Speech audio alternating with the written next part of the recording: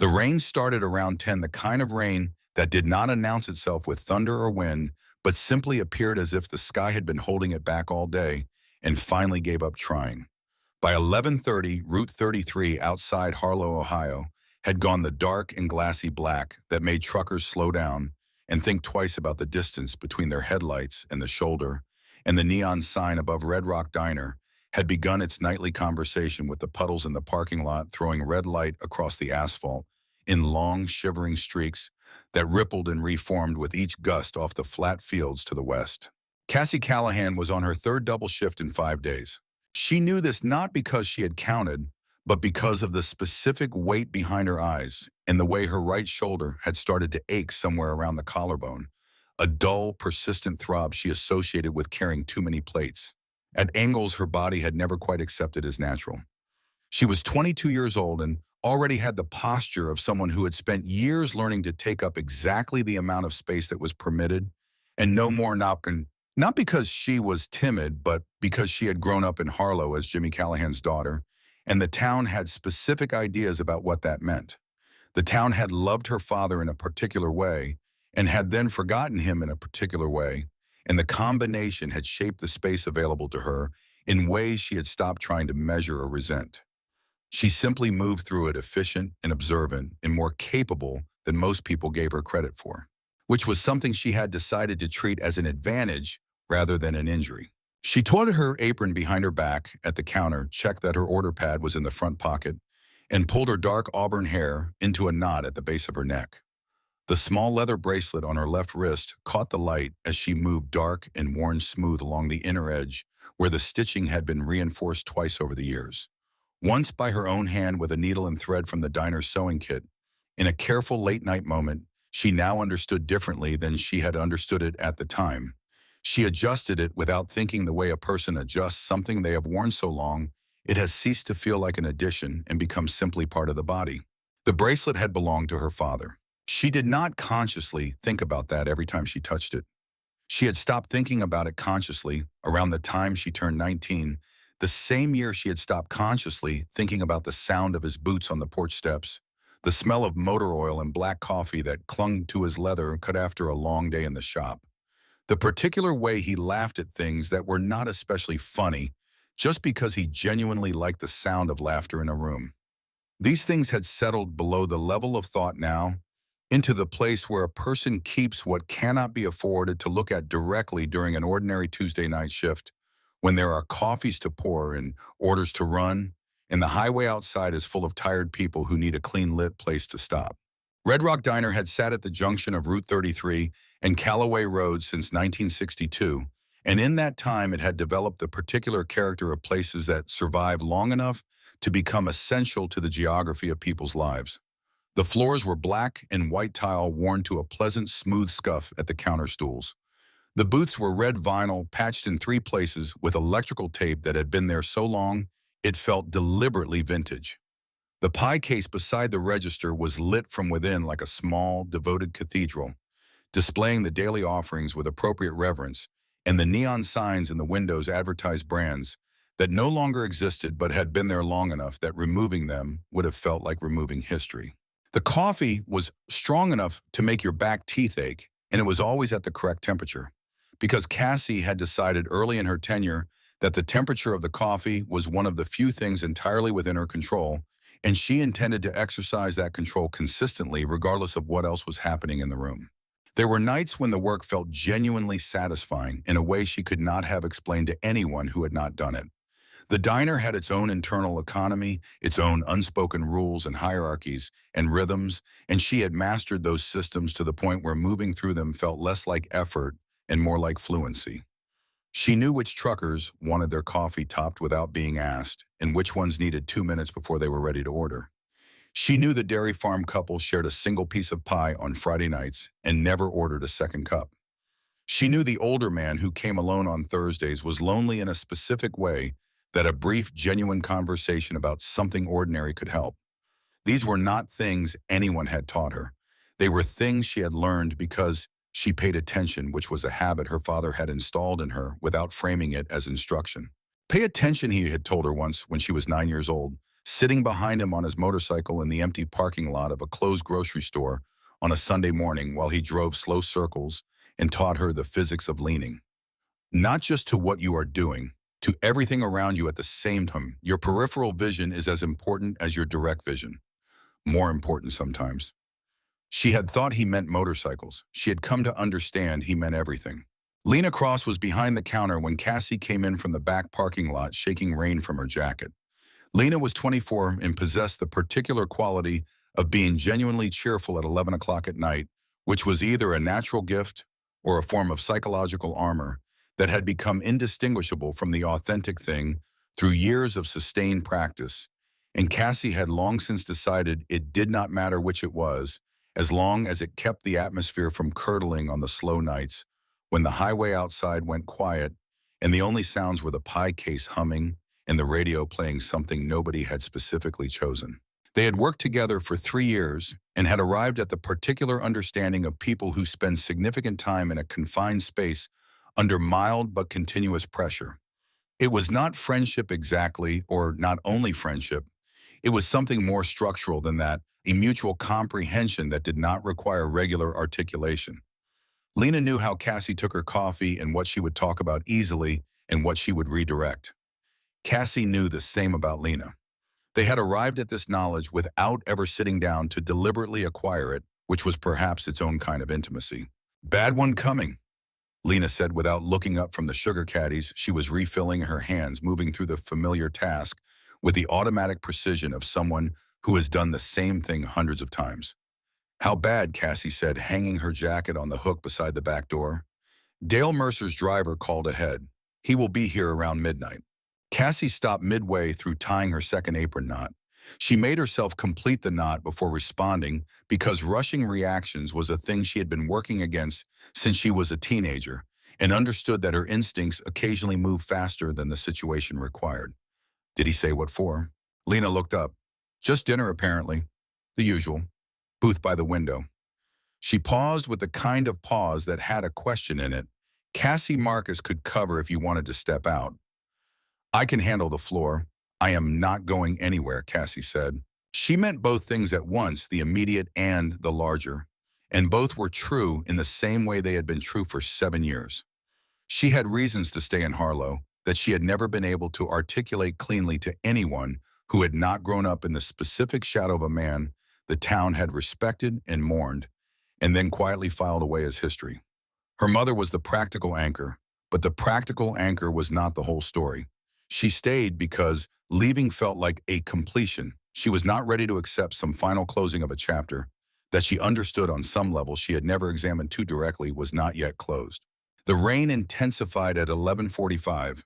2 truckers came through the door, shaking water from their caps, taking counter stools with the relieved heaviness of men who had been driving too long in weather too heavy and were grateful for the specific comfort of a diner that smelled like coffee and had adequate lighting and did not require them to be anything other than tired and hungry. Cassie poured without being asked, read their body language accurately, and gave them a few minutes before she approached with her pad. She moved through the shift the way she always moved, efficient and quiet and present in exactly the way the work required, attentive to the room, without imposing on any individual corner of it. She was halfway through the trucker's second coffees when the black SUV turned into the lot. It came through the rain with its headlights cutting wide arcs across the wet asphalt, parking in the spot nearest the entrance, with the ease of a vehicle whose driver understood that proximity was a privilege that could simply be taken. She watched Dale Mercer step down from the passenger side while his driver materialized with an umbrella, watched him straighten his jacket with the automatic precision of a man whose relationship with his own presentation was long settled. Watched him look at the diner through the glass with the expression she had come to know over 4 years of his patronage. The expression of a man assessing something he already understood but found it useful to continue assessing. He was 52 years old, lean, and carefully maintained with silver at the temples that had arrived at exactly the right time to read as distinguished rather than aging, and the kind of uniform, even tan, that came from managed exposure rather than outdoor work. He wore a dark jacket over a collared shirt and moved through the diner door with the ease of someone who had spent his entire adult life ensuring he was never made to feel unwelcome anywhere, because he had understood early that the power to never feel unwelcome required specific and sustained effort, and had made that effort consistently for 30 years. He smiled when he saw Cassie. It was a good smile, practiced until it read as natural warm, without being intimate, the smile of a man who had understood that charm was a tool of the first order and had refined his use of it.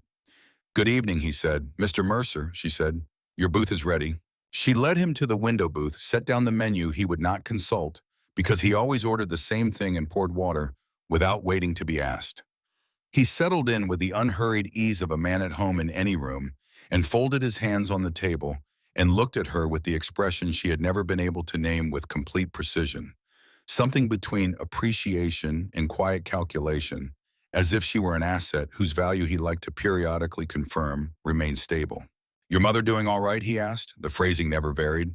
Gentle, deliberate, dropped into the conversation with the practiced casualness of a man who wanted people to feel his interest was personal rather than strategic. "She is the same," Cassie said. "Comfortable, though. The facility is good." "It is fine," Cassie said. He was paying for it. Had been for 4 years since Ruth Callahan's neurological condition had progressed to the point where Cassie's income from the diner and the available state assistance were insufficient, and Dale Mercer had appeared one evening with an offer framed as simple generosity and delivered with the kind of practiced warmth that made refusal feel ungrateful rather than reasonable. The arrangement had no explicit conditions that she had ever been able to identify. That was what had always made it sit wrong in her chest in the quiet, specific way of a draft in a room you cannot afford to repair. An arrangement with no stated conditions was simply an arrangement with conditions that had not yet been invoked. She brought his food when it was ready, refilled his coffee at the appropriate intervals, and was in the middle of processing a card for the truckers when she became aware without looking directly that Dale Mercer was standing at the register instead of in his booth. She set down the card terminal. He was looking at her wrist. "Can I help you?" she said. He raised his eyes to her face, and they were flatter than his usual expression, as if the layer of warmth had been set aside for the moment, because the moment did not require it. "That bracelet," he said. His voice was the same pleasant, measured instrument it always was, but there was something underneath the words that had an edge to it, the quality of a well-made piece of furniture, whose structural element you cannot see, but that determines whether the whole thing holds. "Where did you get that?" "It was my father's." "I know it was," he said. He paused in the way he did when he was selecting words to make himself appear more reasonable than the thing he was about to say. "It actually belongs to me. It was placed with your father as a custodial arrangement, and I have been meaning to address it. I would like it back." He looked at her with the expression of a man presenting a simple resolution to a minor misunderstanding. "I would be very fair about compensation. Name a number and I will double it." "It belonged to my father," she said. "He left it to me." Mercer nodded slowly, absorbing her response as anticipated, as if it were the next step in a conversation he had already mapped completely. "I understand that is how it feels. I am not asking you to feel differently about it. I am asking you to return something that was always supposed to come back." He softened his voice by a precise, controlled degree. "Think about it, Cassie. There is no reason for this to be anything complicated. I am going to need you to return to your booth," she said. Something crossed his face. It was quick and carefully managed and gone before a person who was not watching closely would have registered it. The expression of a man who has encountered an obstacle where he expected a clear path and is deciding in real time how to proceed. "Of course," he said, "but think about it." He went back to his booth. He finished his meal at his own unhurried pace. He left the generous tip he always left placed flat under the edge of the plate rather than on top of it, a small distinction she had always registered without previously understanding what it signified. He walked out into the rain without looking back at her. His driver was ready with the umbrella. The SUV pulled out of the lot with the smooth, quiet precision of something expensive and well-maintained and disappeared down Route 33 into the rain. Cassie stood at the register with the tip in her hand. She thought about the way he had used her first name at the end. Cassie. Not Miss Callahan, not the formal address a man of his standing and age used with a young woman he was not personally close to.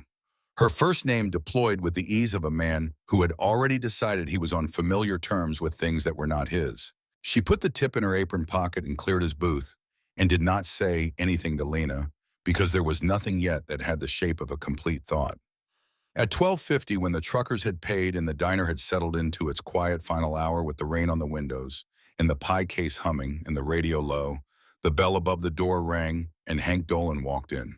He was wearing his chapter cut over a flannel shirt that had been laundered so many times it had gone soft and indeterminate in color. His gray beard damp at the edges from the rain, and he moved with the deliberate pace of a man who had made peace with the fact that slowness communicated something that rushing never could. He did not look around the room when he entered. He went directly to the stool at the far end of the counter, the one nearest the wall and farthest from the window, and lowered himself onto it with the heaviness of a man who has been carrying something for a long time and is about to finally set it down. Cassie poured his coffee without asking because she had been doing it since she was 12 years old and helping on weekend mornings when her father brought her along to the diner the way some fathers brought their children to the shop or the field or wherever the work happened. He was here tonight, she said. I know, Hank said. He wrapped both hands around the mug in the way she associated with him having something difficult to say. His hands were large and scarred across the knuckles and had the particular look of hands that had done a great deal of mechanical work over a great many years and wore the record of it permanently. I was in the lot for the second half of his visit. He looked at her wrist. He asked about it. He said it belonged to him, she said. Hank looked at her. His eyes had the quality she had always associated with her father's eyes, not in color, but in the thing they did, the specific quality of a man who had decided long ago that looking away was a choice rather than a reflex, and had stopped making that choice. Cassie, he said, and his voice had dropped to the particular register he used when something mattered. Your father did not give you that bracelet only because he loved you. He loved you more than he had words for. That is the truth. But that was not the only reason. Leaning had stopped moving at the far end of the counter. The pie case hummed its steady note. The rain tapped at the windows in its uneven rhythm, almost conversational. The week before he died, Hank said Jimmy came to see me. Not at the chapter hall, and not at any of the usual places. At my house on a Tuesday evening in the dark, which he had not done in years. He rode out and sat at my kitchen table and drank 2 cups of coffee, and he was not relaxed the way he was usually relaxed when he came to see me. He had a focused quality about him, the quality he got when something had finally become clear after a long time of working toward clarity. He told me he had found something he had not expected to find. He had been going to the county records office several times over several months. He had been looking at the property transfer documentation on the Marker Road land. My grandfather's land, Cassie said. Earl Callahan's land, Hank said carefully. The 38 acres that transferred out of the family in 1989 in the months following what everyone at the time called a farming accident.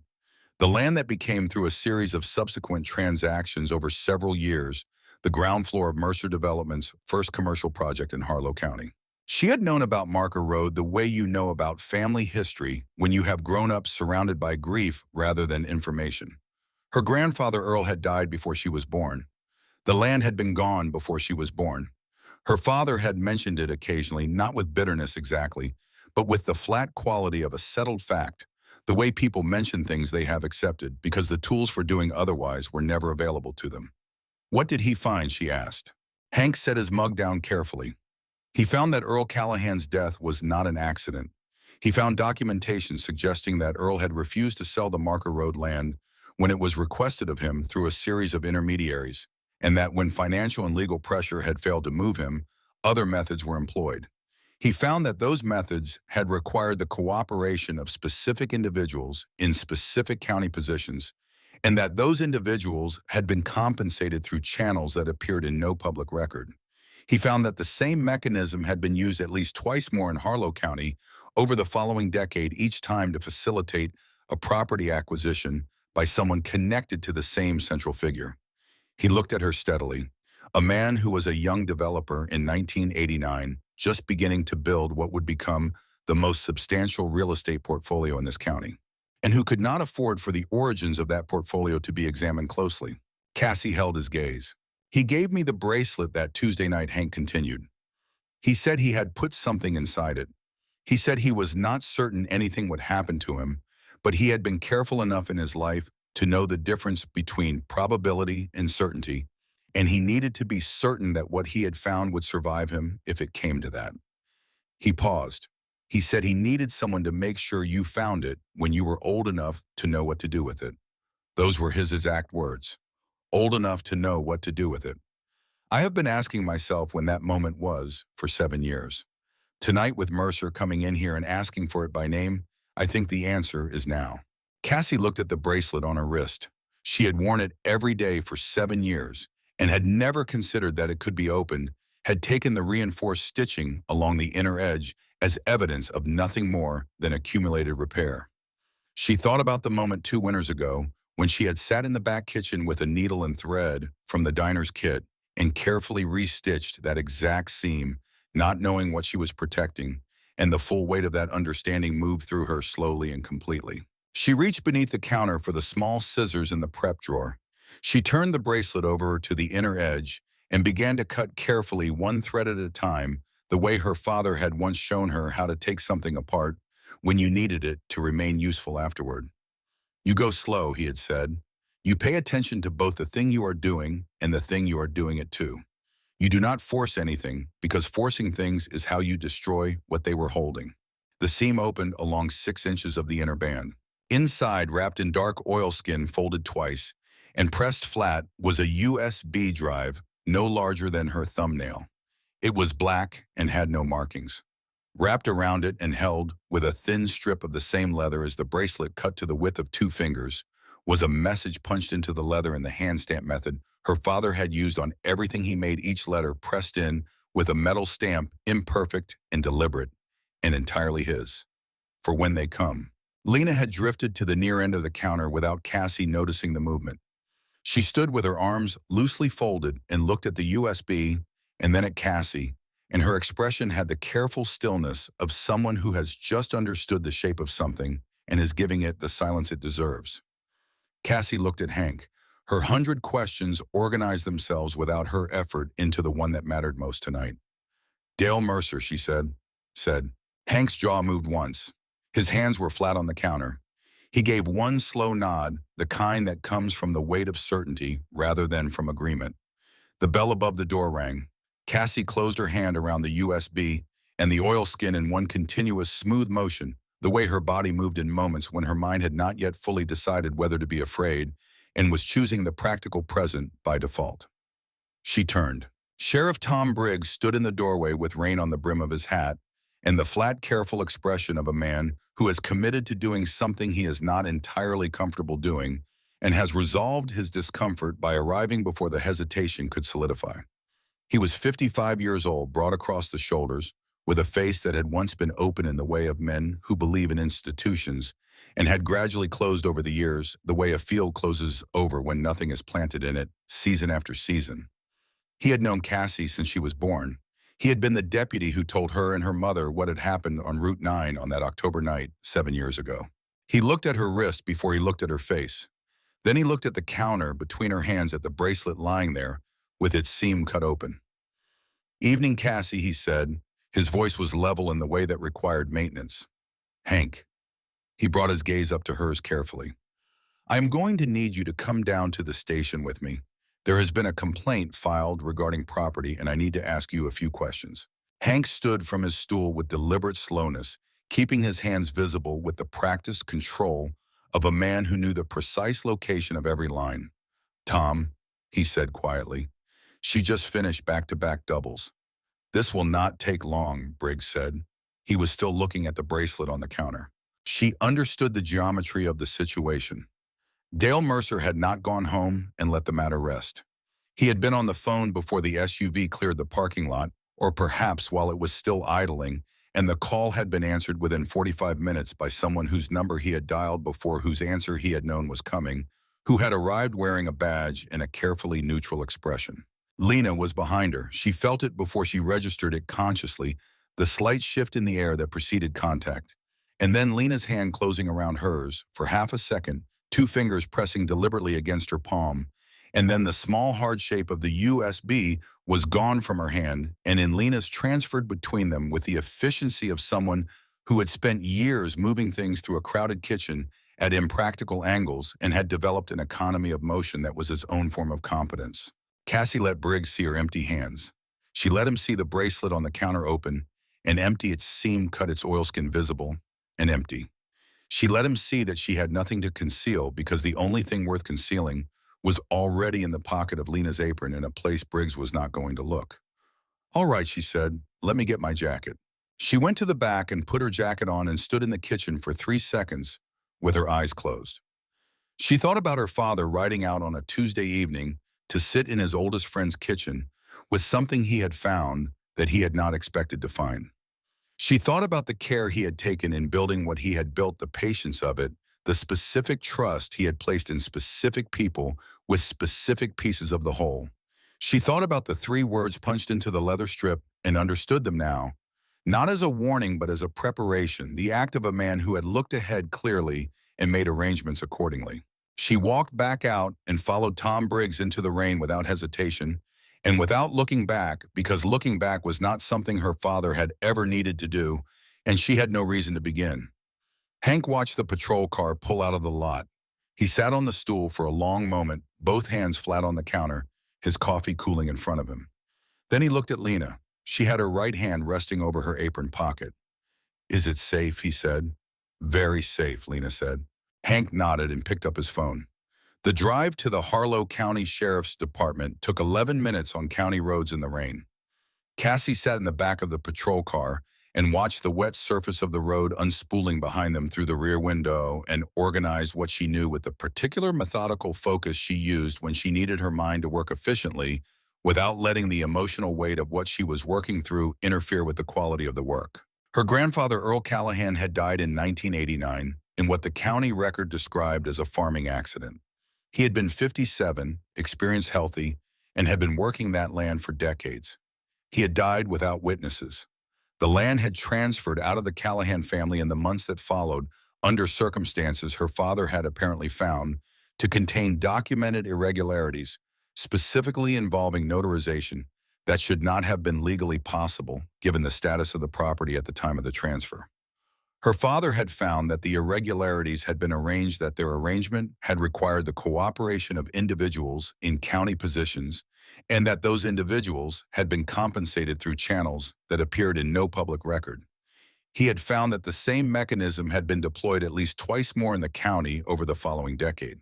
The man who had profited from these arrangements had gone on to become the most powerful developer in Harlow County.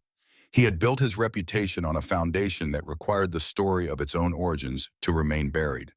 He had been paying for Ruth Callahan's care for 4 years, keeping the daughter of the man who had documented those origins close enough to observe and far enough from resources to be dangerous. Cassie looked at the road behind her and kept her face neutral for the rearview mirror. The station was quiet at 1 in the morning. Briggs put her in a room with a table and 2 chairs and a mounted camera and left her with a paper cup of water and the particular silence that is designed to communicate something without the communicator having to take responsibility for it. She sat with her hands flat on the table and gave the camera nothing useful to read. Briggs came back 20 minutes later. He had been on the phone. She knew this from the quality of the air in the room when he came in the slightly changed energy of a man who has just received instructions and is in the process of following them. He sat across from her and placed a manila folder on the table without opening it. He said there is a complaint alleging that property belonging to Dale Mercer was removed without his authorization. The bracelet in question. His claim is that it was held by your father as a temporary custodial arrangement and that legal ownership remained with him throughout. My father is dead, Cassie said. I know that. His voice was steady in the careful way of a man delivering something he has been told to deliver. I am asking you to surrender the bracelet voluntarily as evidence in the proceeding. It would simplify the situation considerably. She looked at him across the table for a moment. She tried to read in his expression how deep the arrangement went, whether it was fear or obligation or money or all 3, whether he was a man who had made one specific decision years ago and had been managing its consequences ever since, or a man who had continued making variations of the same decision across 7 years. His face was closed in the way of long practice, which told her this was not a new arrangement and was not casual. She reached up and unclasped the bracelet and set it on the table between them. It lay there on the scarred surface, empty. Its seam cut, its contents already gone to a safer place, And she watched Briggs look at it and watch the small, specific relaxation that moved through his shoulders, the unconscious physical response of a man whose primary concern has been addressed. He had been sent to recover what was inside the bracelet, and the bracelet was empty, and he was calculating what that meant, whether the USB had already been used or had been disposed of or had been transferred, and in the time it would take him to calculate through to the right answer, she would already be gone from this room. He put the bracelet in an evidence bag and sealed it and wrote the label. "You are free to go," he said. She stood and put on her jacket and paused at the door with one hand on the frame. The gesture was her father's. She had not decided to make it. It arrived with the same naturalness as any learned habit. "Tom," she said. He looked up from the bag. "My father always spoke well of you." She left the sentence exactly where it was and walked out through the station and into the wet early morning air. The rain had thinned to mist. The streets were empty. She began walking toward Route 33 with her hands in her jacket pockets and her shoulders level, and her eyes on the road ahead the way her father had taught her to walk any road she was not certain about. "Walk like you have already decided where you are going," he had said. "Walk like you already know you are going to get there. Because when people who are watching see that quality in how you move, they respond to it, and sometimes that response is the only protection you have." Her phone buzzed at the second block. Lena had written, "USB is safe in my pocket. Hank is already on the phone with someone in Columbus. Also, your mom called the diner about 10 minutes ago." The night nurse let her use the station phone. She said it was a family matter. She sounded very clear, Cassie, like a really clear night. Cassie stood under a streetlight in the mist and read the message twice. Her mother's clarity came and went on its own schedule, arriving and departing without warning. And Cassie had learned over 4 years of watching this to receive the clear periods without grasping them, to be fully present in them, without building structures on them that would collapse when the clarity withdrew. When it arrived, it was her mother, completely the woman who had kept house on $200 and a sense of humor, and had taught Cassie to drive a stick shift in an empty church parking lot on Sunday morning, and had read to her every night until she was old enough to be embarrassed by it, and then kept reading to her for another year anyway. She dialed the facility. The night desk transferred her to room 14, and after 2 rings her mother picked up, and the voice that came through was entirely present, clear and alert, and specifically herself. "Mom," Cassie said. "I have been keeping something too long," Ruth said. Her voice had the careful quality of someone navigating between what they know and the fear of losing it before it can be passed on. "I remembered tonight, and then I was afraid I would lose it again before I could reach you, so I asked to use the phone." She paused.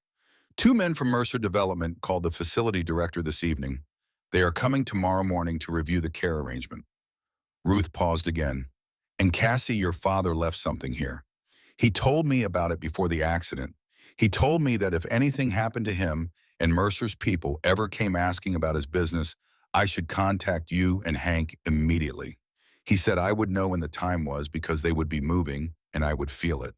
Cassie stopped walking. She stood on the sidewalk with one hand pressed lightly against her sternum, feeling her own heartbeat, feeling the specific quality of a plan that had been in motion for 7 years, arriving at the moment it had been built for. "I will be there tonight," she said. "I am bringing Hank. Do not speak to anyone from Mercer Development before we arrive. If anyone from the facility calls about the arrangement tonight, tell them you need your daughter present for any conversations about financial matters." "You sound like him," her mother said, when he had made up his mind about something. Cassie said, "I know." She dialed Hank and told him what her mother had said, and he listened without interrupting and said, "I am 20 minutes from the diner. Come around the back and wait. Do not go to the front of the building." Hank's truck was in the back lot in 4 minutes, running quiet with the headlights off. Cassie got in. He handed her the thermos without speaking, which was the right thing, and pulled out onto Callaway Road, heading north on county roads, rather than Route 33, taking the longer route the way he always moved when he wanted to arrive somewhere without being noted along the way. They drove north through the dark, flat fields with the mist coming and going across the headlights and the radio off and the thermos passing between them. After a while, Cassie said, "Tell me what was in the documents beyond what you told me at the counter." Hank said, "Your father was thorough in a way I have never seen matched in a person who was not formally trained for it. He did not only document what he suspected, he documented the mechanism. He found the original transfer documents for the Marker Road land and identified the specific notarization that had been falsified, which is to say that the individual who certified the transfer had neither the authority nor the legitimate basis to certify it and had been paid to do so anyway. He found that same notary's signature on two other property transactions in Harlow County over the following 8 years, both of which had involved the disappearance or death of the previous owner before the transfer was completed. He found financial records connecting Dale Mercer to those transactions through a chain of intermediary accounts. And he found something else. Cassie turned to look at him. He kept his eyes on the road. He found a recording, Hank said. He had been recording conversations whenever he could during those 3 months. He was careful about it. He managed to record one conversation between Dale Mercer and another man discussing the Marker Road situation and what needed to happen to ensure things were resolved cleanly. He paused. The other man on that recording is Tom Briggs. Cassie looked at the road ahead of them. Briggs was a deputy then, Hank said. He was offered $40,000 to manage the investigation after and to ensure that certain records requests by your father were handled in a way that did not result in useful information. He accepted. He said on the recording that it would be the last time. He looked at the road. It was not the last time. Did my father know before the accident? Cassie asked. Hank was quiet for a long moment. He knew Briggs had been paid in that specific instance. He did not know how deeply Briggs was embedded in the arrangement or for how long.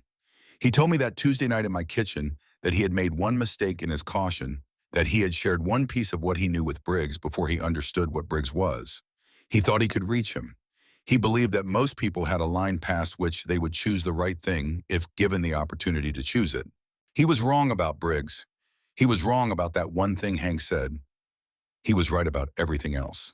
The Meadowbrook Care Facility sat back from County Road 7 behind a line of maples that had been planted with care and had grown into graceful shapes over the years, their bare November silhouettes against the overcast sky giving the approach a particular quality of muted dignity.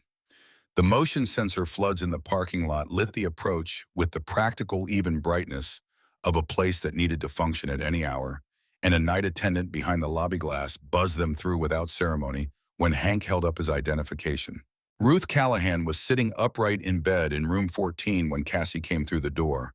She was wearing a blue cardigan over her hospital gown, and her hands were folded in her lap around a sealed envelope that she was holding with the focused, deliberate attention of someone who has been keeping watch over something important and is relieved to finally be in the presence of the right person to give it to. She looked at Cassie with clear eyes, fully present, the complete version of herself that arrived without schedule and departed the same way. I was hoping you would come together, her mother said, looking from Cassie to Hank, where he stood near the door. Cassie sat on the edge of the bed. Ruth looked at the envelope in her hands and then up at her daughter. Your father came to see me on a Tuesday afternoon 2 weeks before the accident, she said. He was not casual about it. He came in the afternoon when he was usually busy, sat at the kitchen table, and had 1 cup of coffee, and then he took this out of his jacket pocket and set it on the table between us. He told me he needed me to hold it. He said that if something happened to him, I should give it to you when you were old enough to understand it. He said I would know when that was because you would be scared and still moving forward anyway. She looked directly at her daughter. Are you scared? Yes, Cassie said. Are you still moving forward? Yes. Ruth pressed the envelope into her hands. Hank stepped forward from the door and produced a second envelope from his inside jacket pocket. It was older, its paper slightly yellowed, sealed with tape that had dried to barely holding. He set it on the blanket beside the first one without ceremony and stepped back to give them room. There is that too, he said quietly. He wanted you to have both. Cassie opened her mother's envelope first. The letter inside was a single page in her father's handwriting, which was slightly cramped and completely legible. The handwriting of a man who had learned to write by persistence and had made it reliable and then his own. The date at the top was September 28th, 2017, 12 days before he died on Route 9. If you are reading this, the thing I was afraid might happen probably happened, he had written. I want you to know first that I am not sorry for finding what I found, and I am not sorry for deciding to do something about it. I am only sorry if what I did to address it cost you something you should not have had to pay. Your grandfather Earl did not die in a farming accident. He was removed from his land because he refused to sell it to people who needed it, and the people who needed it arranged his removal through methods that required the cooperation of individuals in specific positions. What happened to me later is the same pattern one generation forward, because the man who built his first project on that land cannot afford for anyone with the right evidence to examine what the foundation of everything he has built actually is. I have documented what I found and placed it in the only location I could trust completely. You have been wearing it since you were 15 years old. Open it when they come for it, and they will come for it eventually. What is inside will be enough if you get it to the right people. The right people are not in Harlow County. They are not Tom Briggs. Call the Ohio Attorney General's office and ask for the Property Fraud Division, and ask specifically for a woman named Sandra Kraft. I met her at a county land use meeting in 2014. She asked better questions than anyone else in the room, and she looked directly at the people she spoke to, which is less common among people in official positions than it should be. I believe she is honest. That belief is based on limited evidence, but I have found that accurate first impressions based on genuine attention are more reliable than they are given credit for being. I love you, Cassie. You are the most capable person I have ever had the privilege of knowing. Capable does not mean alone. Do not do this alone. Your father. She read it twice and sat with it for a moment, aware of her own breathing and of her mother's warmth beside her and of Hank near the door and of all the ordinary sounds of the night around her, each of them separate and present and real. She folded the letter carefully and put it in her jacket pocket. She opened Hank's envelope. This one was 3 pages written across what appeared to be multiple sessions given the varying weight of the pen. It was addressed to Hank and contained specific instructions organized in her father's particular way when he was being fully serious. Names, dates, account numbers, the name Sandra Kraft with a note beside it, reading, "She is honest because she is genuinely curious," which is the most reliable kind. A property address on Marker Road with specific location details. The North Oak stand, the tree with the split trunk at 4 feet the right fork, the base of the split, a waterproof case. And near the end of the 3rd page, tell Cassie she already knows how to do the hard part. She has always known. She just does not know she knows it yet. Ruth had been watching her read with the clear-eyed patience of a woman who had waited a long time to be useful in this specific way and was glad to have arrived at the moment. She said, "Your father talked about you constantly when he was working through all of this. He was not worried about whether you were capable. He was worried about what it would cost you. He said the cost was the only thing that gave him pause. He was right that it would cost something," Cassie said. Her mother said, "He was right about most things. He was wrong about one of them, and you know which one." Cassie held her mother's hand for a moment. Then she looked at Hank. "2 men from Mercer Development are coming in the morning to review the care arrangement," she said. Hank said, "I know." He held up his phone. "I have been recording since we walked through the lobby." She had not needed to ask him to. She stood and kissed her mother's forehead. Ruth said, "Your father used to say that the problem with Harlow was that nobody ever did the important things in front of witnesses." "I know," Cassie said. "He also said the solution was to bring your own witnesses with you." Hank said, "Your mother is exactly right." They drove toward Columbus on the interstate with the windows cracked slightly and the coffee thermos passing between them and the radio off because neither of them needed it. The mist was entirely gone, and the highway was open and well lit and nearly empty in the particular way of interstates in the hours before the world fully wakes, as if the road had briefly become a private corridor reserved for people with specific business. 40 minutes out, Hank's phone rang. He checked the screen and his expression changed in the way that meant something unexpected. He answered and listened for 30 seconds and said 3 quiet words and hung up. "Walt Greer," he said. The name meant nothing to her. He was a truck driver out of a freight company in Marysville.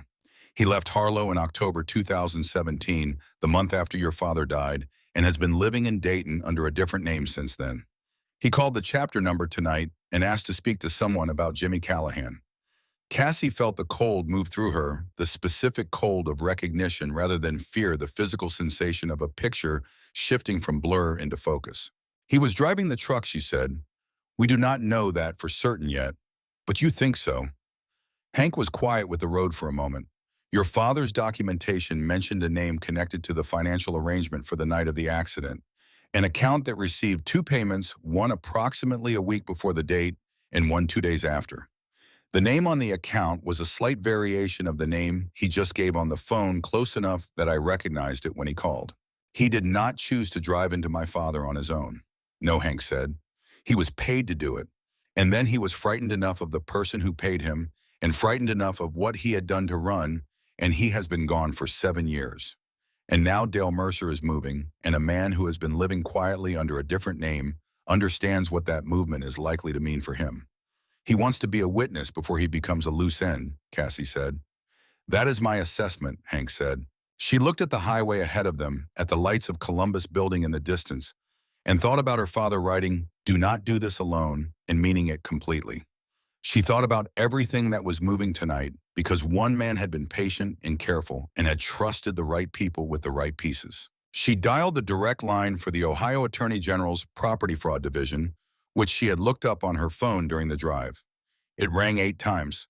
A voice answered that was alert in the specific way of someone who has been awake at this hour before and comes to full attention without effort. "This is Sandra Kraft. My name is Cassie Callahan," Cassie said. "My father was Jimmy Callahan. He told me you were the right person to call when the time came." He used those exact words. There was a brief silence, the kind that belongs to someone retrieving something from memory. Then Sandra Kraft said, "I remember your father. He came to a county land use meeting in 2014. He asked better questions than every developer in the room combined. He said you looked directly at the people you spoke to. He was perceptive about people," Sandra Kraft said. "Where are you and what do you have?" Cassie told her everything.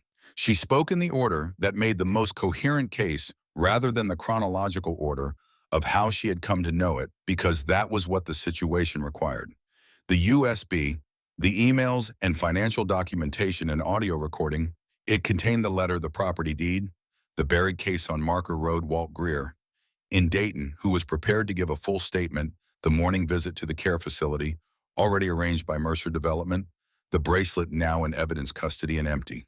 Sandra Kraft listened without interrupting.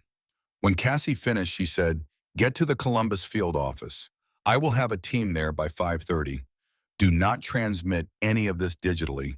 Do not stop anywhere between here and the city. Bring whoever you trust most and bring the witness. When you have him." She paused briefly. "Your father built something very careful. Do not let it fall apart in the last mile." Cassie said, "I am Jimmy Callahan's daughter.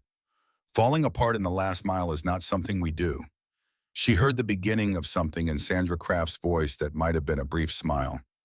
"I know," she said. "He told me that himself. Drive carefully." They arrived in Dayton at 3:45 in a trailer park on the east side of the city, where the paths between units were well-maintained gravel, and the small patches of ground in front of each unit had the particular tidiness of people for whom pride was one of the few things that remained fully within their own control. Walt Greer's unit was at the end of the third row, marked by a wind chime made from salvaged hardware pieces and a pot of geraniums on the front step that had survived the season through evidence of sustained effort. The light inside was already on. Hank knocked and the door opened almost immediately, as if the man on the other side had been standing close to it for some time. Walt Greer was 61 years old and had the look of a man who had spent 7 years assigning himself a penance that no institution had formally prescribed, continuing it in the absence of any external structure, because the internal pressure of it never released. He was lean in the way of someone whose appetite had been affected by something that was not physical, with deep lines beside his eyes, and the careful, precise movements of someone who had learned not to make sudden gestures in the presence of people he did not know very well. He looked at Cassie, and then at Hank, and then back at Cassie, and what his face did when he saw her was something she had not seen on a stranger's face before. "You look just like him," he said. His voice was rough in a way that had nothing to do with the hour. She stood in the doorway and said nothing, and waited for him to decide what came next. He stepped back. The inside of the trailer was clean, with the intentional cleanliness of someone for whom maintaining order had become a form of discipline in the absence of other forms. A kitchen table with 2 chairs, a couch with a folded blanket, a shelf of paperback novels organized by height. A framed photograph on the wall that she guessed depicted someone else's family, kept as a record of something owed or lost or hoped for. She did not ask about it. He sat at the table and folded his hands on the surface and looked at them. "I need to tell you what happened," he said, Before I say any of it officially, I need you to hear it first. Cassie sat across from him. Hank stood near the door. Walt Greer said I had been out of regular work for 8 months when Mercer's people reached me. I had a family at the time, 3 kids, a wife, working 2 jobs to keep things together. They offered $12,000 to drive a specific route on a specific night and allow my vehicle to drift into a specific lane at a specific time. The language they used was very careful about what would happen. They said significant disruption. They said the rider would understand the message and no one would be seriously hurt. He paused with the controlled stillness of a man who has recited a rationalization so many times it has become its own kind of prison, still present but no longer believed. I told myself things that made the action feel survivable, when it happened differently than I had told myself it would. I stopped and I called it in, and then I drove away because the fear of what I had done and the fear of the person who had arranged it were both larger than anything else I could feel. He looked at his folded hands. I have thought about your father every day for 7 years. I say that not as a way of asking you for anything. I say it because it is true and because you deserve to hear one true thing from me before anything else. He looked up at her. I am not going to tell you I am a good person. I am not. I made a choice for money that killed someone, and I have been living in the consequences of that choice ever since. But I am done running. He paused. Dale Mercer is moving again. I have been monitoring for his name for years, and this week I saw indicators that told me he was preparing to manage loose ends. I am a loose end. I would rather be a witness than be managed. Will you say all of that on the record, Cassie asked. Everything I just told you and more, he said. Every conversation I had with his people before and after. Every detail I remember. He held her gaze. I know what I did. I know what it cost. The only thing I can do that has any value now is make certain that what I know reaches the right place before someone ensures that it does not. We are going to Columbus, Cassie said. The Attorney General's field office. There will be people there by 5:30. Can you be ready to travel? Walt looked around the trailer. He stood up without hesitating. I have been ready for 7 years, he said. Sandra Kraft met them at the Columbus field office at 6:40 before the regular staff arrived in a conference room with 2 recorders on the table and 2 colleagues already present when they walked in, one from the Property Fraud Division and one she introduced as a federal liaison without elaborating on the specific agency. She was compact and precise and moved with the efficiency of someone who ran meetings that accomplished their stated purpose within the time allotted, and she shook Cassie's hand and held it for a moment longer than a standard handshake. Your father was right about you, she said. You did not know me, Cassie said. He described you well enough, Sandra said, and the simplicity of it was its own form of tribute. Cassie produced the USB from where Lena had handed it back to her at the diner before they left for Dayton. The federal liaison handled it with evidence gloves and logged it into a formal chain of custody record with the language that her father had apparently understood would be required, which was why he had wrapped it in oilskin and sealed it in leather and placed it on his daughter's wrist, so that when the time came, there would be an unbroken, documented line from the night he assembled it to the morning it was received. Walt Greer gave his statement. He spoke for 90 minutes without stopping, beginning with the first contact in the spring of 2017 and moving through the payment structure and the specific instructions in the night on Route 9 in the 7 years in Dayton. The federal liaison asked precise clarifying questions. Sandra Kraft took notes in a small notebook with a blue pen.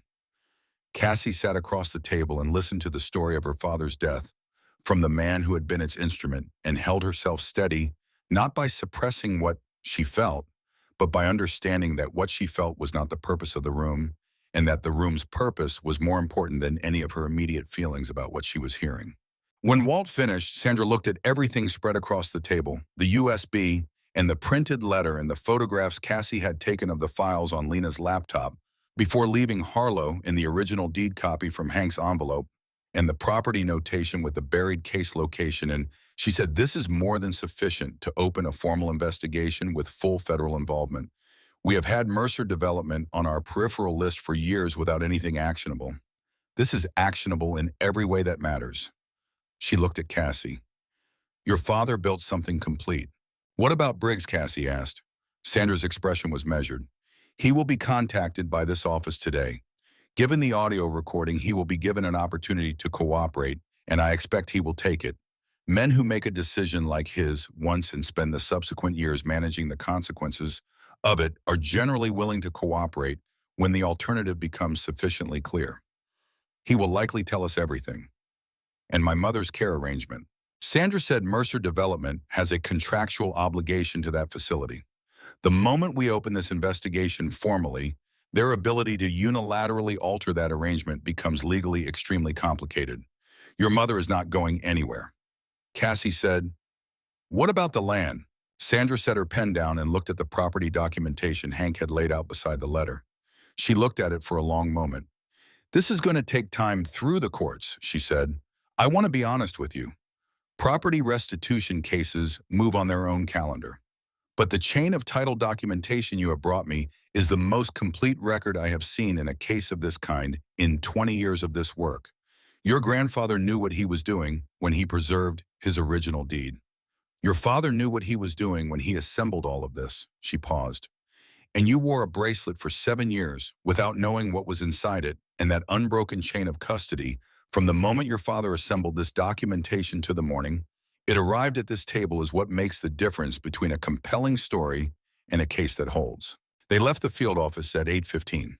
Columbus was moving at full volume around them, people going about ordinary business on an ordinary Wednesday morning, traffic and coffee shops, and the general purposeful energy of a city that had not been watching the same storm.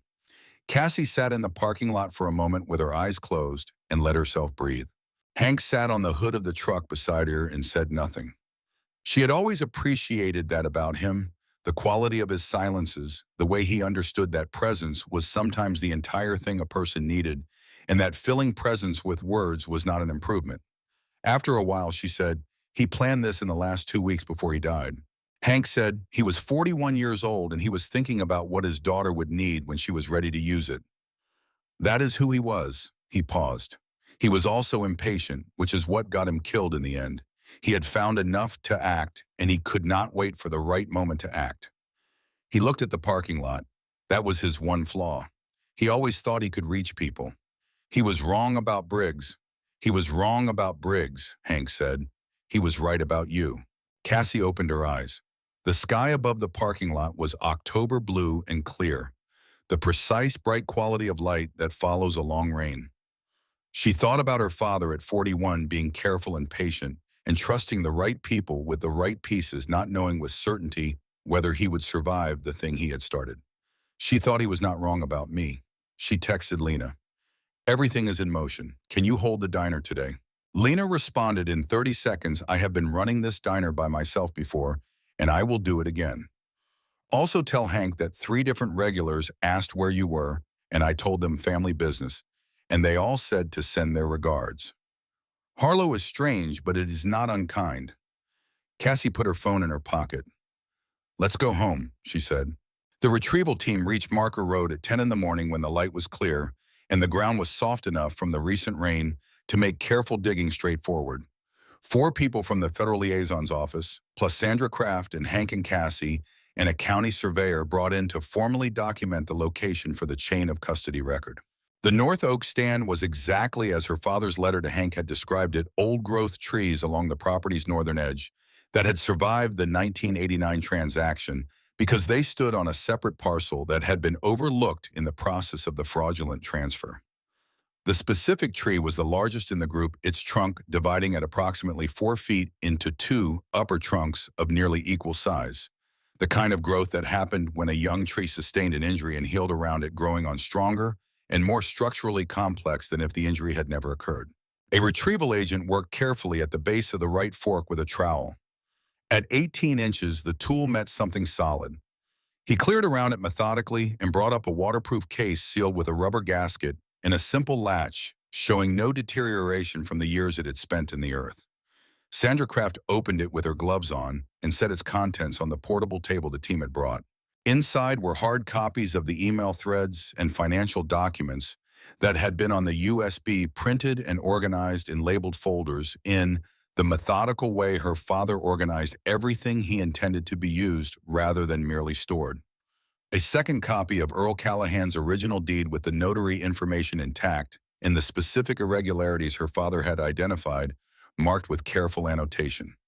A small notebook in his handwriting, 64 pages, but covering 3 months of documented investigation, each entry dated and specific. And a sealed envelope with Cassie's name written on it, in her father's hand, smaller than the others, as if it contained less paper, but had been chosen with the same care. Sandra handed it to her without opening it. Cassie put it in her jacket pocket alongside the first letter. She opened it that evening at the diner after closing, sitting in the window booth with Lena across from her, and Hank at the counter and the pie case humming and the rain beginning again on Route 33. This letter was shorter. The handwriting was slightly looser, as if written when her father was less formal with himself, less in the grip of the focused urgency that characterized everything else he had written in those last weeks. He had written Cassie, "If you found this one, it means you found the others first, and you did not need this. I put it here anyway because I am your father, and I wanted one more opportunity to say the things that fathers are supposed to say, and I did not always say enough. You are going to be all right. Not because things will be easy. They will not always be easy. But because you are the kind of person who does the hard things and then keeps going, and that is the only quality that matters in the long run. Intelligence matters. Courage matters. But continuing after the hard things is what determines everything. The land is yours, and what you do with it is entirely yours. I have hopes for it, but they are not requirements, and I want you to know that. I am proud of you. I was proud of you before any of this, and I will be proud of you after. And the pride has nothing to do with outcomes. It has to do with who you are while you are trying, which has always been someone worth being proud of. Take care of your mother. Take care of Hank. Let people take care of you. Love, Dad." She read it once and folded it carefully and held it in both hands the way her mother had held the first envelope, keeping watch over something that deserved to be kept. Then she put it in her pocket with the others and picked up her coffee and looked out the window at the rain on Route 33 and let herself be in the diner without anything requiring her to act. Just present in the booth she had occupied hundreds of times in the building that smelled like coffee and old vinyl, and the warm, specific comfort of a place that had been running since 1962 and knew exactly how to do it. Lena said across the table, "Are you all right?" Cassie thought about it honestly.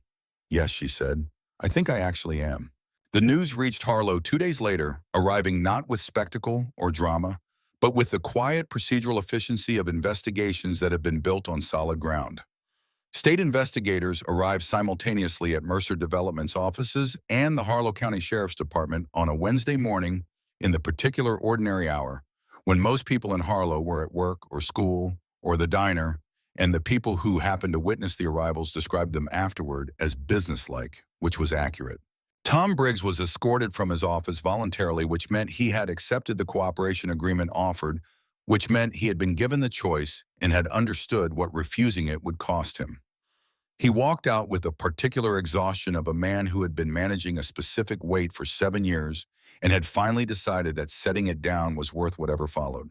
Dale Mercer was at a development conference in Cleveland, scheduled as the keynote speaker for the morning session.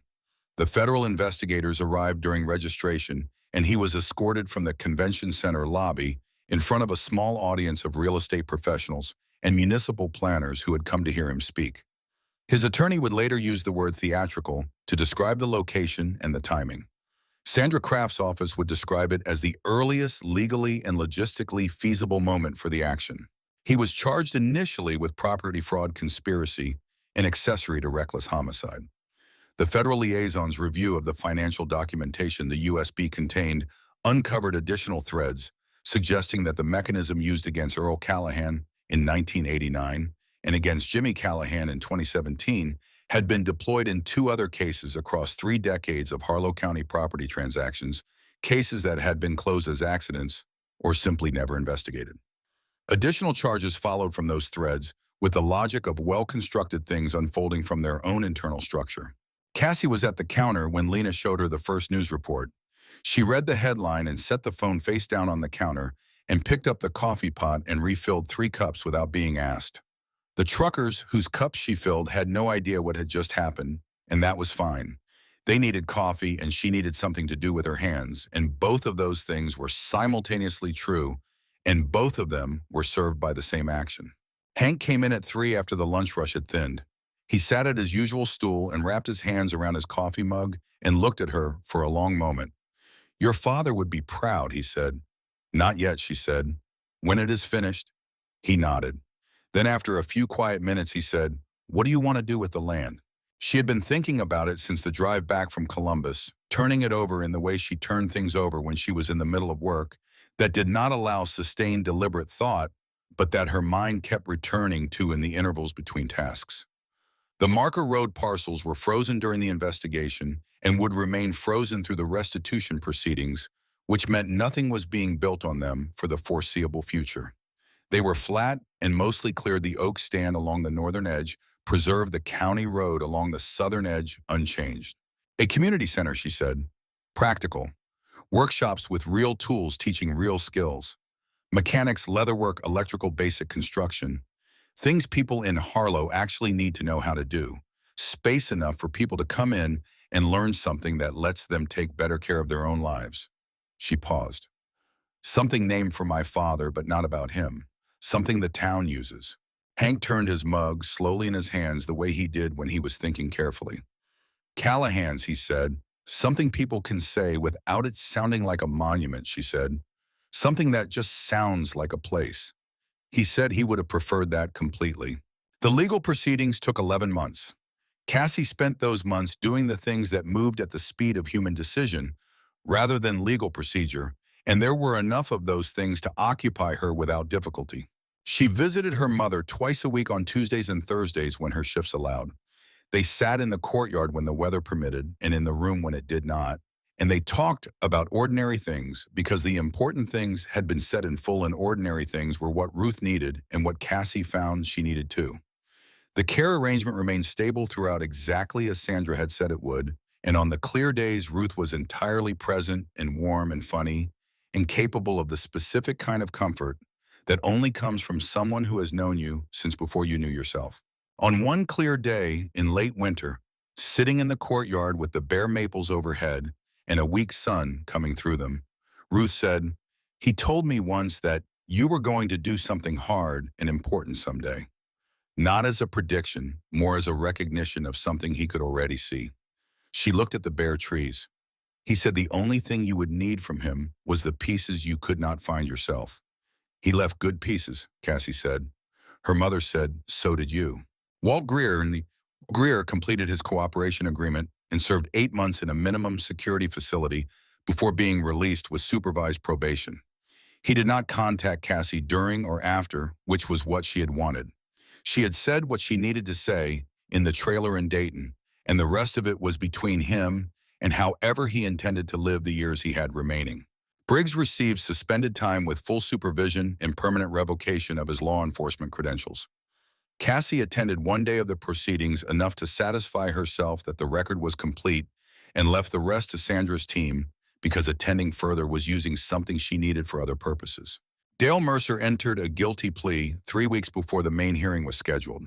The sentencing covered the range of charges that had grown from the original filing, and the sentencing judge used language about the scope and duration of the documented harm that Cassie read once and did not need to read again. The land transferred back to the Callahan family in June on a Tuesday. She noticed the day when she saw it on the transfer document and thought her father would have found it appropriate.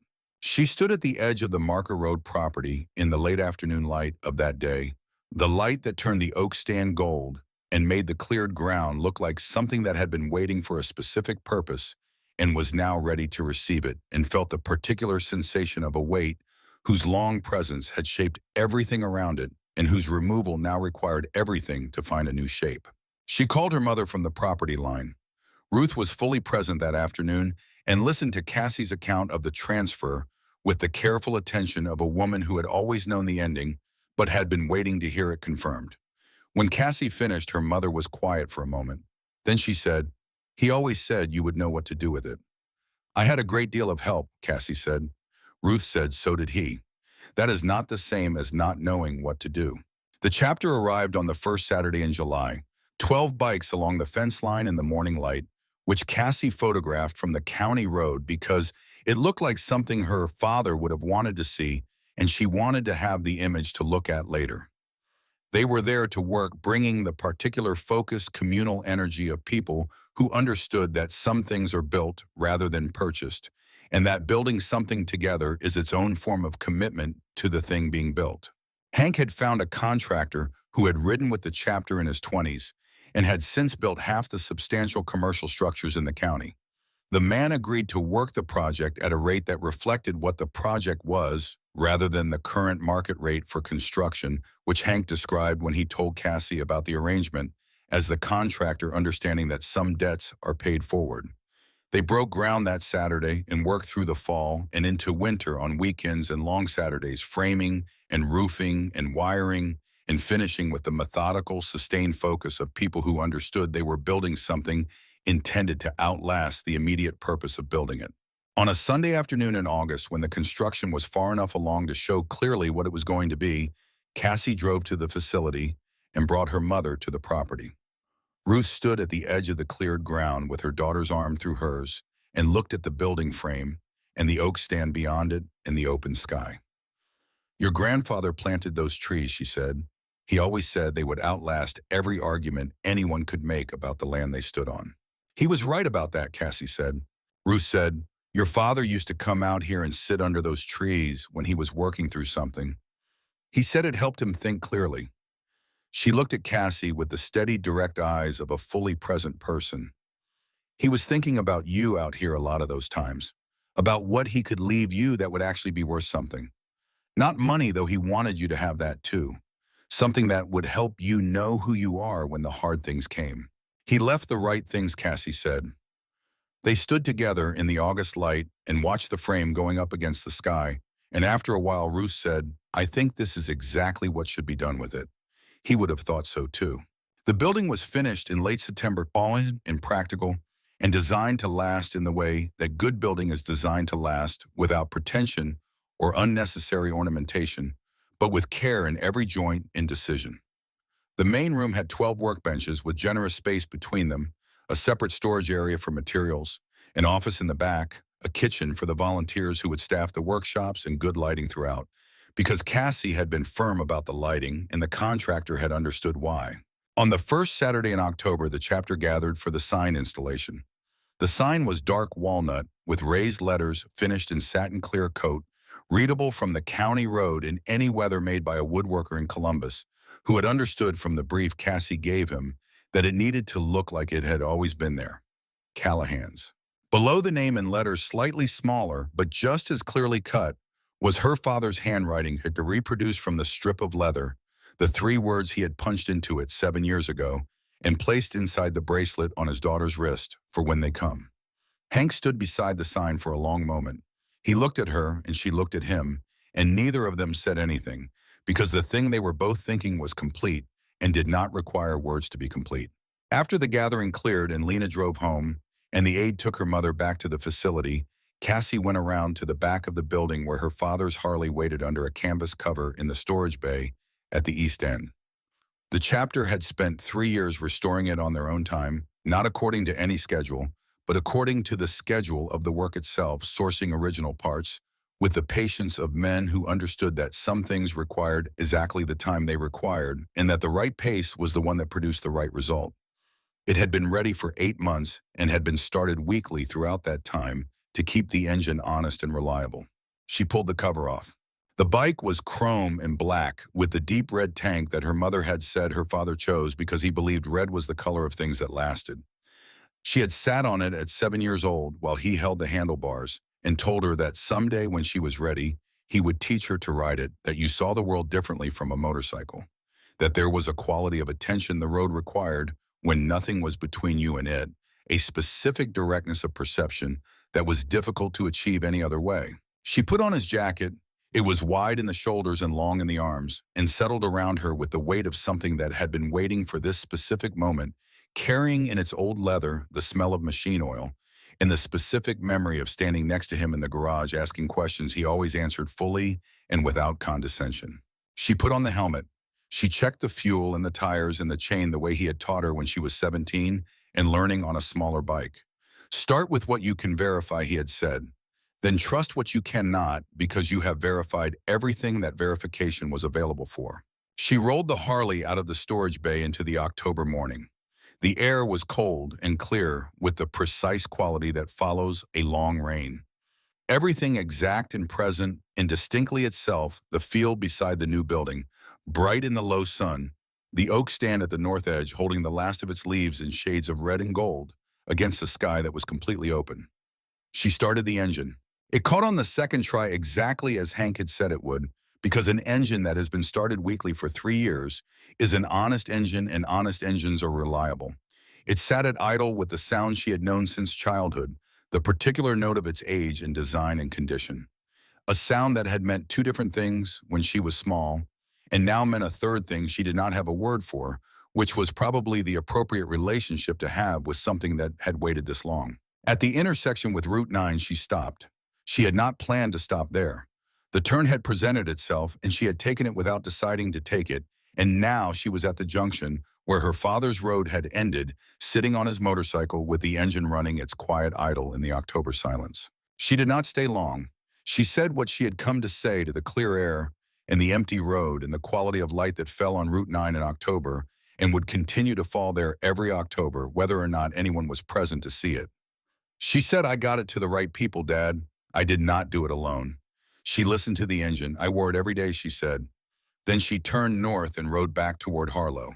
She came down Main Street past the hardware store and the library and the diner with its neon sign already beginning its early evening routine, past the county building, where a new name had been on the sheriff's door for several months, past the high school where she had spent 4 years not knowing what she was carrying on her wrist, and out through the other side toward the open road that ran north through the county, where the fields went flat and the sky came all the way down to meet them. She rode for 20 minutes before she turned back because Harlow was where she was from, and from was not the same as finished, and she had work in the morning, and a shift at the diner, and her mother to visit on Thursday, and the first community workshop to schedule for November.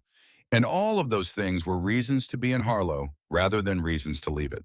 She pulled in behind the diner and killed the engine, and sat for a moment in the sudden quiet, which was a different kind of quiet than the road. Lena came out the back door before she had pulled off the helmet. She had 2 cups of coffee, one in each hand, and the expression of someone who had been watching from the window and was making no particular effort to disguise the fact. "How was it?" Lena said. Cassie pulled off the helmet and held it in her lap. "Different," she said. "From the seat. He was right about that." She took her coffee. She thought about her father saying that every road looked different from a motorcycle, that there was a quality of attention the road required when nothing was between you and it. She thought he had been right about that the same way he had been right about most things, and that the things he had been right about had mattered more than the one thing he had been wrong about, which was whether he had enough time. They sat on the back step with the October air moving in over the lot and the sound of the diner behind them, the coffee machine and the radio at low volume, and the particular hum of the pie case and all the ordinary sounds of a place that had been running since 1962 and knew how to run and intended to keep doing it. Cassie thought about what her father had left her. Not only the USB drive inside the bracelet, not only the 38 acres on Marker Road, not only the documentation that had finally, after 30 years and 2 generations, dismantled a mechanism built on other people's loss. He had left her the chapter that picked up the phone at 1 in the morning and organized around a purpose. He had left her a mother who had kept a letter for 4 years because she did not know what else to do with it, and then remembered on exactly the right night with exactly the right clarity. He had left her a friend who was fast with her hands and present when presence was what mattered, and who was sitting beside her right now, not requiring anything to be said, which was precisely what Cassie needed. He had left her a town that was learning slowly and imperfectly, and in the particular way of small towns that have been set in their patterns for generations to do the important things in front of witnesses. He had left her the understanding that capable did not mean alone, that the people who showed up when the call came were not a resource but a community, which was not different from a family if you were paying attention to what family actually meant. She thought about the bracelet in the evidence log, empty and clean, its purpose delivered after 7 years of waiting. She touched the bare skin of her left wrist. "I need to get a new one made," she said. "Lena said I talked to Marcus about it the morning after you gave the old one to Briggs. He does leather work on Saturdays. He already said he would be honored. You talked to him the morning after. Lena said I had a feeling we were going to get here eventually. I did not see any reason to wait. Cassie looked at her for a moment. Then she looked out at the back lot and the line of trees at its far edge and the October sky above them, clear and pale and completely open, the specific quality of sky that came after a long season of rain. She thought about the 3 words her father had punched into the strip of leather. For when they come. She thought about them now not as a warning that had been issued and answered, but as something that continued forward because the world did not stop requiring people to pay attention and show up and stay in the room when staying in the room was what was needed. The mechanism Dale Mercer had built was dismantled.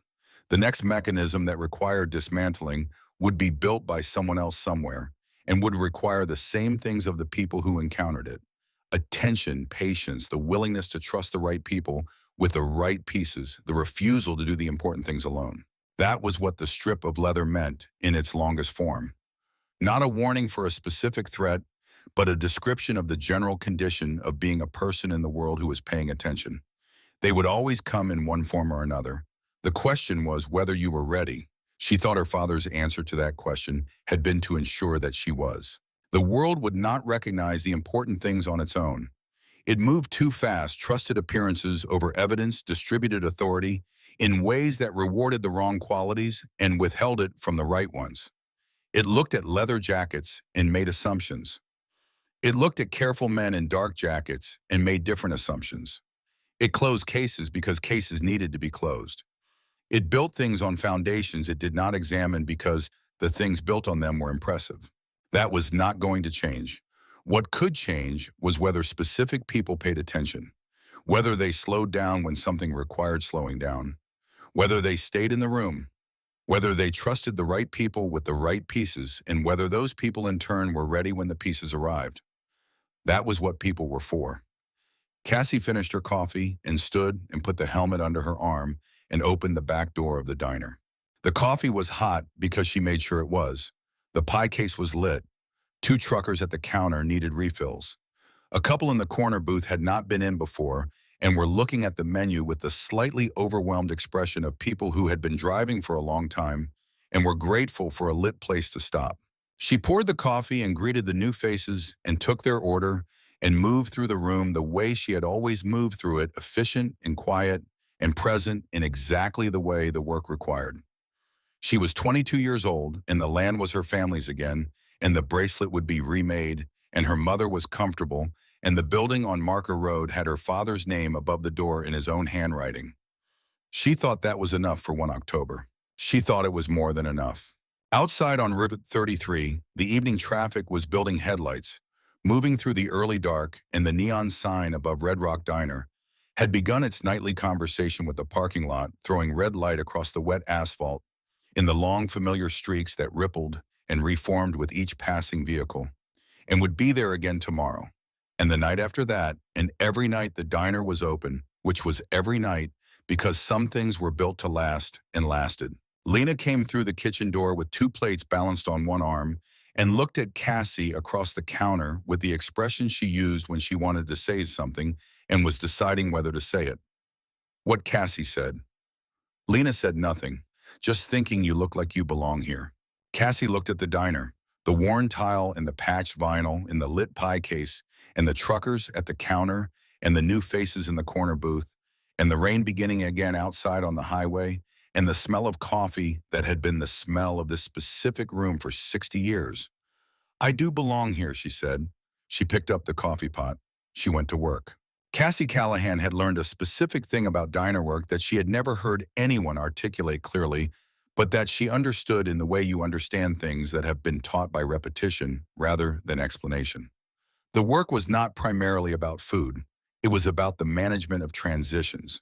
People came into diners in the middle of things, between the highway and the destination, between the argument and the reconciliation, between the shift that had just ended and the one that was going to start in 3 hours. And what they needed was not only calories, but the specific comfort of a place that knew what it was and stayed that way regardless of what the people inside it were going through. The diner's job was to be constant. Cassie's job was to be the human expression of that constancy, present and attentive and not requiring anything from the people she served beyond their order and their basic courtesy. She had become very good at this. She had become good at reading the specific quality of silence in a booth that meant someone needed to be left alone with their coffee, and the specific quality that meant they were hoping someone would ask if everything was all right. She had become good at knowing which strangers off the highway wanted to talk about where they were going and which ones needed the particular mercy of not being asked. She had become good at being useful to people who did not know they needed what she was providing them. Her father had been this way too, in a different context. He had been the person people came to when they needed someone to be steady while they were not. He was not a talker in the conventional sense, not someone who filled rooms with words, but he had the quality of deep attention that made people feel that they had been heard even when he said very little in response. He had the quality of being exactly where he was at all times, which was rarer than it sounded. She thought about this some evenings when the diner had gone to its late quiet and she was doing the end-of-shift work, wiping down the counter, restocking the caddies, making sure the coffee was set up for the opener in the morning. She thought about what he had passed to her and what she had passed on from him without intending to, and what would pass on from her to whoever came next. That was the thing about the land too. It was not only the 38 acres or what the 38 acres represented in terms of what had been taken from the family. It was the understanding that land was not primarily an economic asset. It was a location in the world where a family had stood and worked and continued to stand and work across generations. And that continuity was its own form of meaning that did not reduce to any other kind. Earl Callahan had understood this and had refused to sell and had been killed for it. Jimmy Callahan had understood this and had documented what had been done and had trusted his daughter with the documentation and had been killed for it. And Cassie Callahan understood it and was standing on it now, alive, having delivered what her father had prepared for her to deliver, watching a building go up on the ground where her grandfather had grown crops and her father had come to think when he needed to think clearly. The continuity was the point. She had not fully understood that until she stood on the property on the afternoon the transfer was confirmed and felt the specific quality of the ground under her feet, which was the same ground it had always been and was now hers in the way it had always been meant to be hers. She thought about this when the chapter was working on the building on Saturdays, watching men she had known her whole life carrying lumber and running wire and measuring angles with the focused competence of people who knew how to build things and found genuine satisfaction in the building. Hank moved among them with the ease of a man in his right place, directing without managing, contributing without dominating the way he had always moved in the chapter, the way her father had moved in it before him. She thought about how her father had said in the letter that capable did not mean alone. He had not been talking only about the specific situation he was preparing her for. He had been talking about a general truth he had arrived at through his own life, through the years of doing things alone that should have been done with other people, through the Tuesday night when he had finally ridden to Hank's house and sat in the kitchen and said what he knew. He had been talking about the mistake he had made with Briggs, the assumption that capable and solitary were the same thing, the belief that he could protect the people he loved best by not involving them. He had been wrong about that. He had corrected it in the only way available to him by leaving the pieces with the right people and trusting that the people who loved him would know what to do with them. She thought about Hank carrying a letter in his inside jacket pocket for 7 years starting every morning, knowing it was there, checking it periodically to make sure the tape on the seal was still holding, waiting for the moment when he would understand it was the right time to hand it over. That was its own form of fidelity, patient and sustained, and never announced the kind of loyalty that did not require an audience. She thought about her mother sitting upright in a facility bed at 1 in the morning, holding a sealed envelope with clear eyes, having kept a letter for 4 years through the progression of an illness that had taken most of her consistent memories, holding on to this one specific thing with a persistence that suggested the illness had known what mattered and had left it alone. There was something in that which Cassie did not try to explain because explanation would have diminished it. She simply received it as what it was, her mother's final act of complete presence in the story her husband had been trying to tell.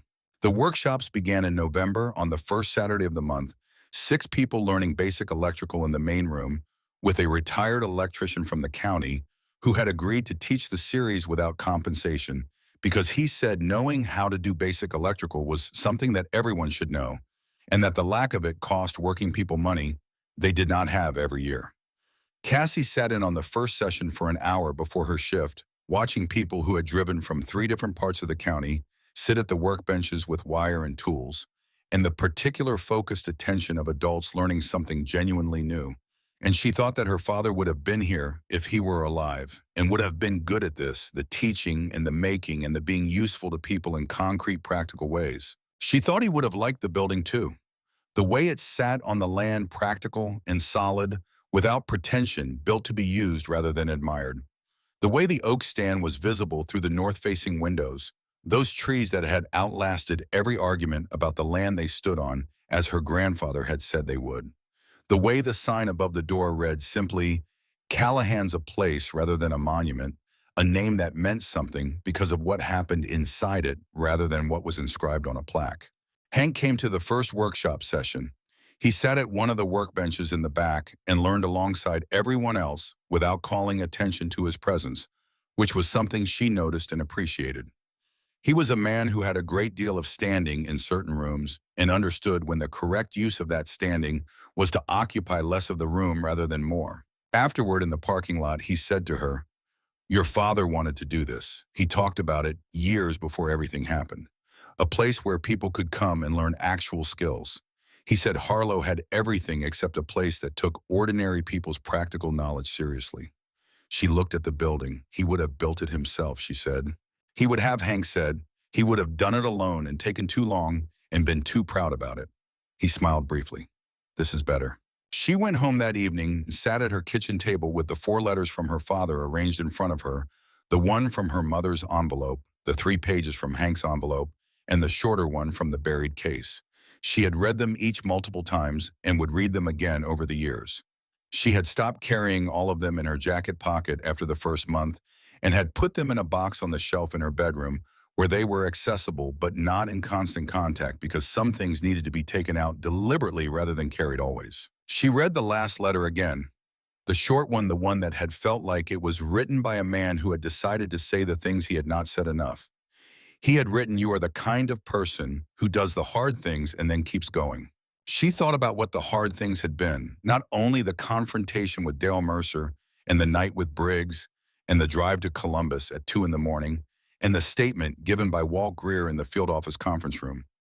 Those had been hard in specific ways that were also clarifying the kind of hardness that had a shape you could work with. The harder things had been the ones without clear shape, the 15 years of wearing the bracelet without knowing what was inside it. The 4 years of accepting Dale Mercer's generosity and not being able to name the specific thing that was wrong with it. The 7 years of growing up in a town that remembered her father fondly, and then less fondly, and then not especially the way towns process their dead when the dead were not convenient to maintain. The years of staying when leaving would have been easier, not because staying was comfortable, but because leaving would have required closing something that was not finished. She had not known what she was waiting for. She had only known that it was not finished. Her father had been right that she would know when it was time because she would be scared and still moving forward anyway. That was the most accurate description of what the night with the bracelet and Briggs and Hank had felt like, the specific combination of fear and momentum that she associated now with the feeling of doing the thing that was required of you rather than the thing that was comfortable. She put the letters back in the box and put the box back on the shelf and went to bed. She slept well, which was new, and woke early to a November morning that was cold and clear and entirely itself, and made coffee in her kitchen and stood at the window and looked at the street outside, which was the same street it had been her entire life, and which she saw now with the specific clarity of someone who has finally understood what they are looking at. The street was Harlow. The diner was Harlow. The facility where her mother was comfortable and cared for was Harlow.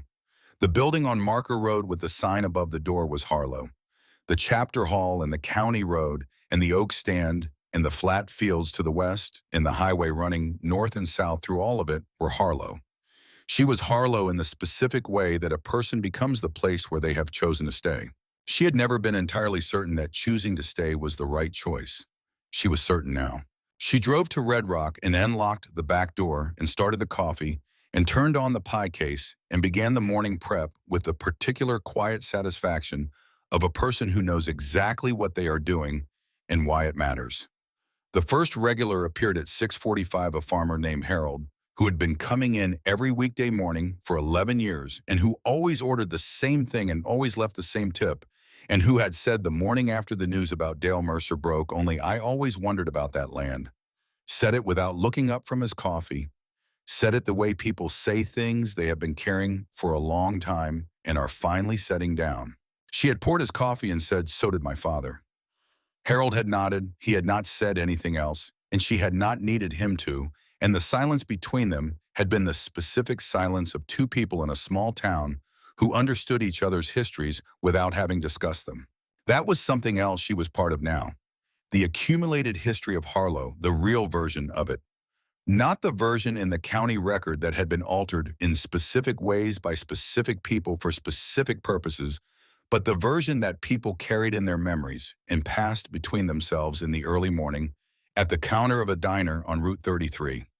The version that included her grandfather Earl, who had refused to sell, and her father Jimmy, who had documented why that refusal had gotten him killed, and her mother Ruth, who had kept a letter in a facility room for 4 years through an illness that had taken most of her consistent memories because some things the illness knew not to touch. She was part of that version now in a way she had not been before, not because her role in it had changed, but because she understood it fully for the first time. She had always been part of it. She had just not known the whole shape of what she was part of. The morning moved through its stages in the way diner mornings moved, the early quiet of the first customers, and the building hum of the breakfast rush, and the slower settling of mid-morning, when the truckers had gone back to their routes, and the farmers had gone back to their fields, and the counter stools had the particular look of seats that would be occupied again, but were resting for the moment. Cassie moved through it with the competence she had spent years developing, the efficiency of movement and the accuracy of attention, and the specific quality of presence that made people feel that the room they were in was exactly what it was supposed to be. Lena came in at 10 for the lunch shift and looked at Cassie with the assessment she did every morning. "You slept," she said. Cassie said, "I did." "Good," Lena said, and went to get her apron. The new bracelet was ready the following Saturday.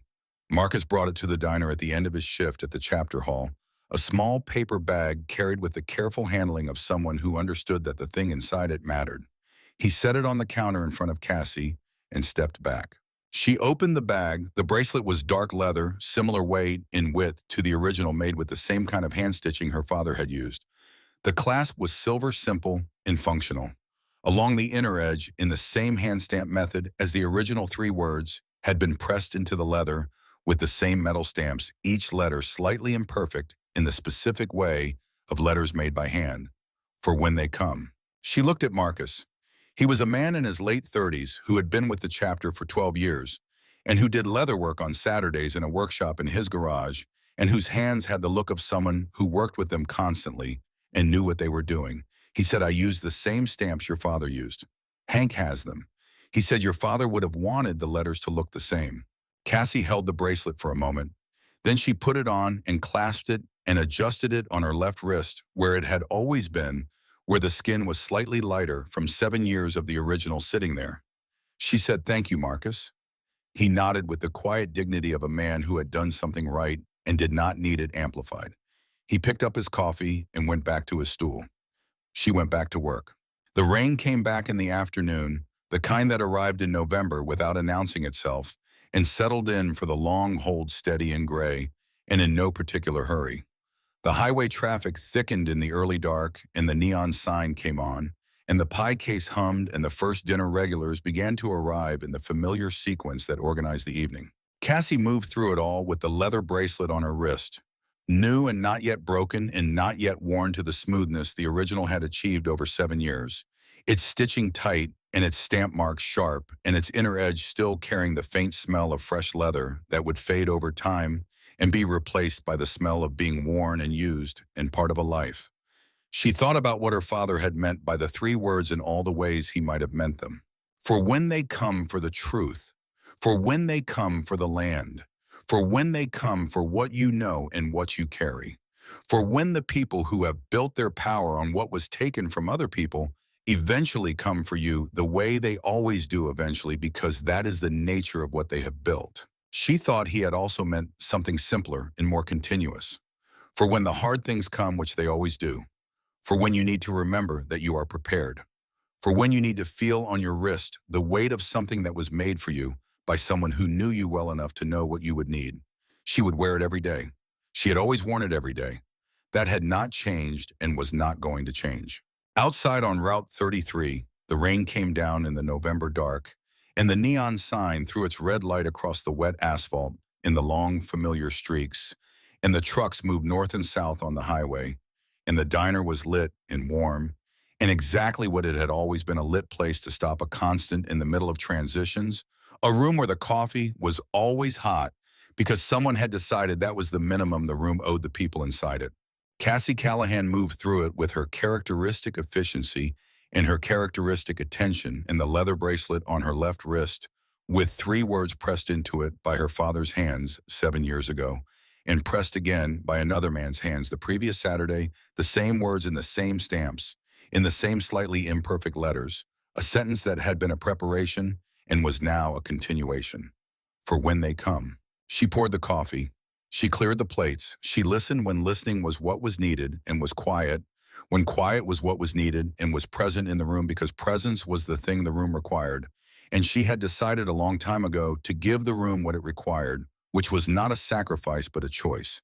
And there was a significant difference between those two things that she had not always understood and now did. The diner ran the way it had always run. The highway moved outside the windows in its perpetual north and south. The pie case held what it held, and the counter stools held who they held, and the booths by the windows caught the headlights of the passing cars and turned them briefly to something else before they passed. Cassie Callahan was 22 years old. The land was her family's again. The bracelet was on her wrist. Her mother was comfortable and cared for, and occasionally entirely present in the way of a person who has not entirely left.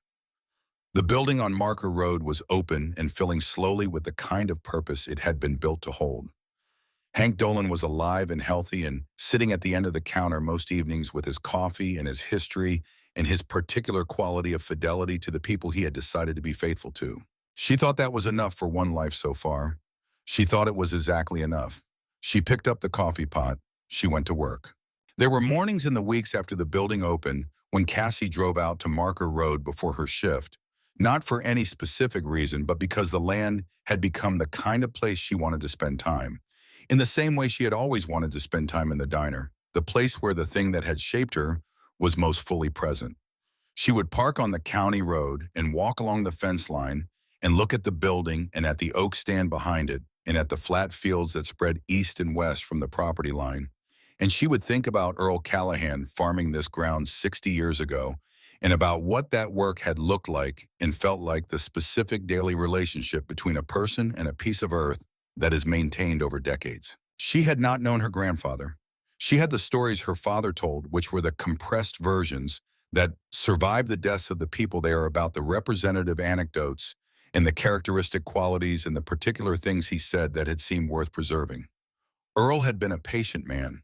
Her father said patient in the way of people who worked the land, who understood that the timeline of anything worth doing was longer than a single season, and that the skill was in the sustained attention across many seasons rather than in any single dramatic intervention.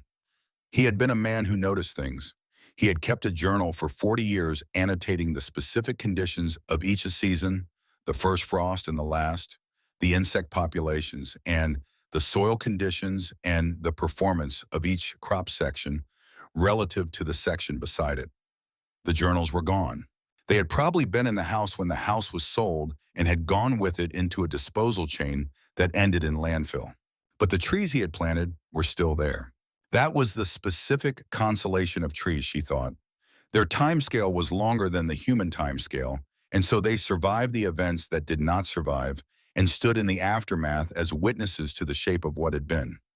The oak stand was 60 years old at minimum, more likely older. Earl had not planted them from seed. He had planted them when they were already saplings, which meant they were older than the farming era, entirely older than the Callahan connection to this specific piece of ground, older than any of the claims anyone had made on it. They had been here before any of the people whose arguments about this land had been worth dying over or killing over, and they would be here after, exactly as her grandfather had said. She had taken to sitting under the largest one on the mornings when she drove out, the one with the split trunk at 4 feet that had healed around its early injury and grown on with both halves strong, the one her father had chosen as the location for the Barry case because it was identifiable and permanent, and because its particular history of damage and recovery seemed appropriate to him. She would sit with her back against the right trunk and her coffee thermos open and look at the building and at the county road and at the sky above the open fields and be present in the specific way that the place made possible. The place made possible a particular kind of thinking that the diner did not make possible. The diner required and rewarded attention directed outward toward the room and the people in it and the constant small management of what the room needed. This place required and rewarded attention directed inward toward the accumulation of things she had understood over the past months and was still organizing into their final positions.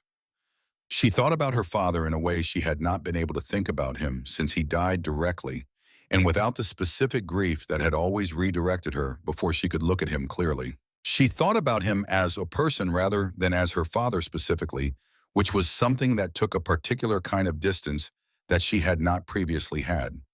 He had been a man who paid attention, who understood the world through careful observation, and did not accept accounts of it that did not match what he had observed.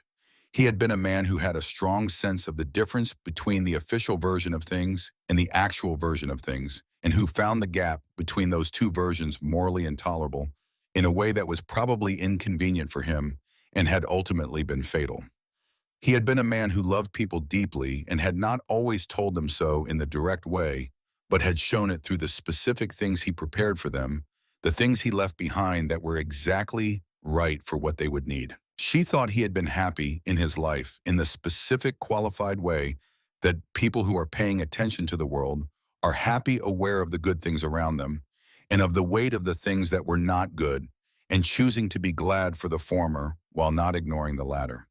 He had been 41 years old and had been a father and a friend and a member of a community and had known things worth knowing and had found ways to pass them on. He had been taken early by something that did not deserve to take him, but the things he had left were still here, still operating, still producing the effects he had intended. That was not nothing. She had spent 7 years understanding it as loss, which it was, and was now beginning to understand it additionally as what he had left, which was a different kind of accounting of the same facts. The new bracelet was settling into its texture the way the original had settled over years, the leather darkening slightly at the clasp and at the places where it contacted the wrist most directly, the stitching beginning its long process of softening from the tightness of new work.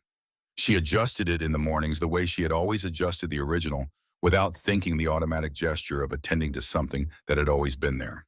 She had told her mother about the new bracelet on a Thursday visit in late November. Ruth had been having a clear day and had asked to see it and had held Cassie's wrist in both hands and looked at it for a long moment. "He would have wanted you to have it," Ruth said. "Not just the original. He would have wanted you to have something like it always. Something that reminded you of what you are carrying." "What am I carrying?" Cassie asked. Her mother looked at her with the clear eyes of a woman who had been thinking about this for a long time and had arrived at an answer she was confident of. Everything he knew, she said, about how to pay attention, about how to stay when it is hard to stay, about how the important things need witnesses and how to be one.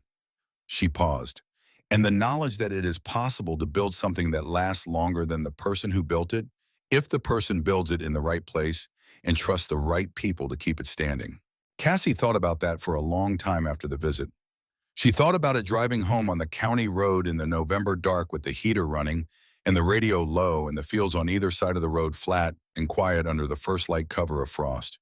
She thought about it opening the diner the next morning and watching the light come up over Route 33 and the first car of the day turn into the lot.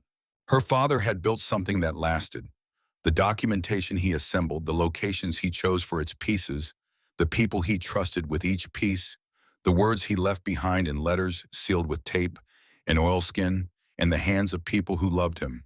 All of it had lasted 7 years and had arrived intact at the moment it needed to arrive. That was the building he had actually built, not the workshop on Marker Road, which was a building she had built from what he had left her. The building her father built was the thing itself, the act of seeing clearly and documenting accurately, entrusting the people around him, and preparing his daughter for what he understood was coming. She thought she understood now why he had not left Harlow when leaving was the safer option. He could not have built what he built anywhere else. The documentation required the specific county records. The trust required the specific people he had known for decades. The preparation required the specific context of Harlow and the specific circumstances of his family's history in it. He was not in some abstract sense the right person to do this work. He was in the specific local historical sense the only person who could have done it because the work required the combination of things he was and things he knew and people he trusted in the land under his feet, and no other location would have provided all of those in the same configuration. That was the answer to why he had stayed. And it was, she thought, at least part of the answer to why she had stayed too, though she had not understood it in those terms before.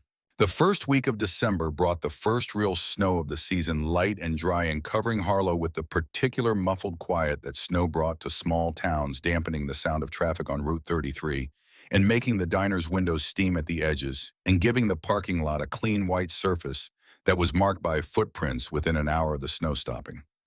Cassie drove to work through the empty early morning streets and opened the diner and started the coffee and stood for a moment in the quiet before the first customers arrived and thought about the year behind her and the year ahead. The year behind her had been the year she understood what she had been waiting for without knowing she was waiting. The year ahead was less defined, which was appropriate. The land was hers and the building was open and the workshops were running and her mother was stable and the case was closed in the ways that cases close, with sentences and transfers and the slow institutional processing of what had happened. The year ahead was the year of continuing, which was always the hardest year to prepare for because it did not have the same shape as the year of crisis. It required the sustained daily attention rather than the concentrated response to a specific emergency, and sustained daily attention was harder in some ways than crisis response because it did not have the clarity that crisis provided. She thought her father had understood this. He had been a man of sustained daily attention, of the long, slow work of noticing and documenting and maintaining his relationships with the people he trusted, and his crisis response when it came had been excellent precisely because it was built on the foundation of all the ordinary days that preceded it. She intended to be the same. Harold came in at 6:45 and ordered his usual and sat at his counter stool and looked at the snow on the parking lot through the window and said, "December already." December already, Cassie agreed and poured his coffee. The morning moved through its stages. The regulars came in their sequence and occupied their habitual places and said the things they said on December mornings in Harlow when the first snow had come, which were variations on the same observations about the snow and the temperature and the coming holidays that she had heard every year she had been working and that were no less welcome for being familiar. Familiarity was its own form of comfort. She had understood that since she was a child and her father would come home at the same time every evening and hang his jacket on the same hook and pour his coffee from the same pot and sit in the same chair, and the repetition of those things had been a form of reassurance that required no articulation to be effective. She refilled coffees and took orders and moved through the morning with the leather bracelet on her left wrist and her father's words pressed into it in slightly imperfect letters in the specific quality of presence that she had worked for years to develop, and that had become over those years less a quality she worked to maintain and more simply the way she was. Hank came in at 9:30 between the breakfast rush and the lunch setup and sat at the end of the counter and accepted his coffee and looked at the snow outside with the expression of a man assessing conditions he has seen many times and knows how to read. He said the workshop had 8 people last Saturday. She said, "I know. I was there for the first hour." The electrical instructor is talking about doing a second series in the spring, Hank said. "Plumbing, maybe." He looked at his coffee. "Your father would have done plumbing himself. He always said plumbing was the thing most people needed to know and did not know." She smiled. "He said that to me once. He said the number of people who called a plumber for something they could have done themselves in 45 minutes was a failure of educational priorities." Hank smiled at his coffee. That is exactly what he would have said. They sat in comfortable silence for a moment, which was something they had gotten better at over the months, the specific comfort of 2 people who shared a history with someone they had both lost and could sit in the presence of that history without it requiring constant management. Then Hank said, I got a call from Sandra Kraft last week. Cassie looked at him. She said the additional charges are going through as she expected. She said the full scope of the documented activity goes back further than anyone had initially estimated, and that the proceedings are going to take longer than originally projected. She paused. She also said that she has been contacted by two other county attorneys in Ohio who have cases with similar patterns and are asking if the documentation your father assembled might be relevant to their investigations. Cassie set down the coffee pot. Your father documented a method, Hank said, not just one case. He documented how a specific kind of fraud is committed and what evidence it leaves and where to look for that evidence. Sandra says that documentation is more useful to property fraud investigators than just about anything she has seen in 20 years, because the people who commit this kind of fraud are systematic about it and the patterns repeat. She thought about her father at the county records office 3 times in 3 months, building his understanding from the ground up, following one thread to the next, with the patient attention of a man who trusted what he was looking at when it matched what he had observed. He would not have expected that, she said. Hank said no, he was trying to solve one specific problem. He built something that solves a general class of problem. He looked at her with the eyes that had the quality of her father's eyes. That is what capable people do when they pay attention. She looked at the snow outside the window. She thought about sustained daily attention and what it built over time when it was directed at the right things. She thought about her grandfather's journals, the 40 years of careful observation that had been lost to a disposal chain, but that had shaped the man who kept them and had shaped through him the man his son became and the woman that son's daughter was in the process of becoming. She thought about the oak stand on Marker Road, older than any of the human arguments, about the ground it stood on, present as a witness to all of it, continuing to grow. She thought, pay attention, not just to what you are doing, to everything around you at the same time. She thought that is what he was teaching me, from the beginning, every time. She picked up the coffee pot. She went back to work. Outside, the December snow on Route 33 was already being compressed by the tires of the morning traffic into the gray slush of a road that was used regardless of weather, because the road was the road, and the work was the work, and the people who drove it had places to be and things to do and were going to do them. Red Rock Diner stood at the junction of Route 33 and Callaway Road, and had been standing there since 1962, and was going to keep standing there, lit and warm, and smelling like coffee, with the pie case hummed and the counter stools occupied by people who needed exactly what it provided. And Cassie Callahan was going to keep being the person who provided it, with the leather bracelet on her wrist, and her father's words pressed into it in slightly imperfect letters, in the specific quality of attention he had taught her before she was old enough to understand that it was being taught. She was 22 years old. The year ahead was open. The land was hers. The bracelet was new and would not always be new, and that was exactly right. She picked up the coffee pot and went to work. The thing about staying in a place for 22 years was that you eventually knew it the way you knew the inside of a room you had lived in long enough to navigate in total darkness. You knew where the furniture was, and you knew where the walls were, and you knew the particular quality of silence at 3 in the morning and the particular quality of sound at 7 on a weekday when the town was waking up. You knew which streets were going to be icy first in November and which ones dried fastest after spring rain. You knew who was going through something difficult without needing to be told, because you had watched them long enough to know what they looked like when they were fine and could identify the departure from that baseline. Cassie had been 22 years old her whole life in this town, which was to say she had been growing up in it from the beginning, and the growing up had not stopped at any particular point and was not stopping now. She was different from the person she had been in September than she had been in the previous September, and different again from the person she would be in the September after this one. That was not a problem. That was the correct relationship to have with yourself when you were paying attention and the world was giving you things worth paying attention to. She thought about this on a Tuesday afternoon in mid-December when she drove to the facility for her weekly visit and found her mother in the courtyard, despite the cold, sitting on the bench, with her cardigan and a blanket across her lap, and her face lifted toward the pale winter sun, with the particular quality of someone who has decided that a small good thing is worth the discomfort of the cold required to access it. Cassie sat beside her and accepted half the blanket and they sat in the winter courtyard together and looked at the bare maples and the empty bird feeder and the dormant flower bed and the quality of light that came through the branches of the trees in December, thinner and more direct than summer light, doing more with less. Her mother was in a middling state that day. Not the full clarity, but not the deep confusion either, a kind of careful present tense engagement with what was immediately in front of her, which was Cassie and the courtyard and the cold sun and the bare trees. It was a version of her mother that Cassie had come to appreciate in its own right, not as a lesser version of the clear days, but as its own kind of presence, quieter and more immediate and less concerned with the architecture of memory. Ruth said after a while, "Your father used to say that winter was the honest season." Cassie looked at the trees. "Why honest?" she asked. "Because it shows you the structure," her mother said. "Summer covers everything in green, and you think the green is the important part. Winter takes it all away and you see the actual shapes, the bones of things." She looked at the trees. He thought that was valuable.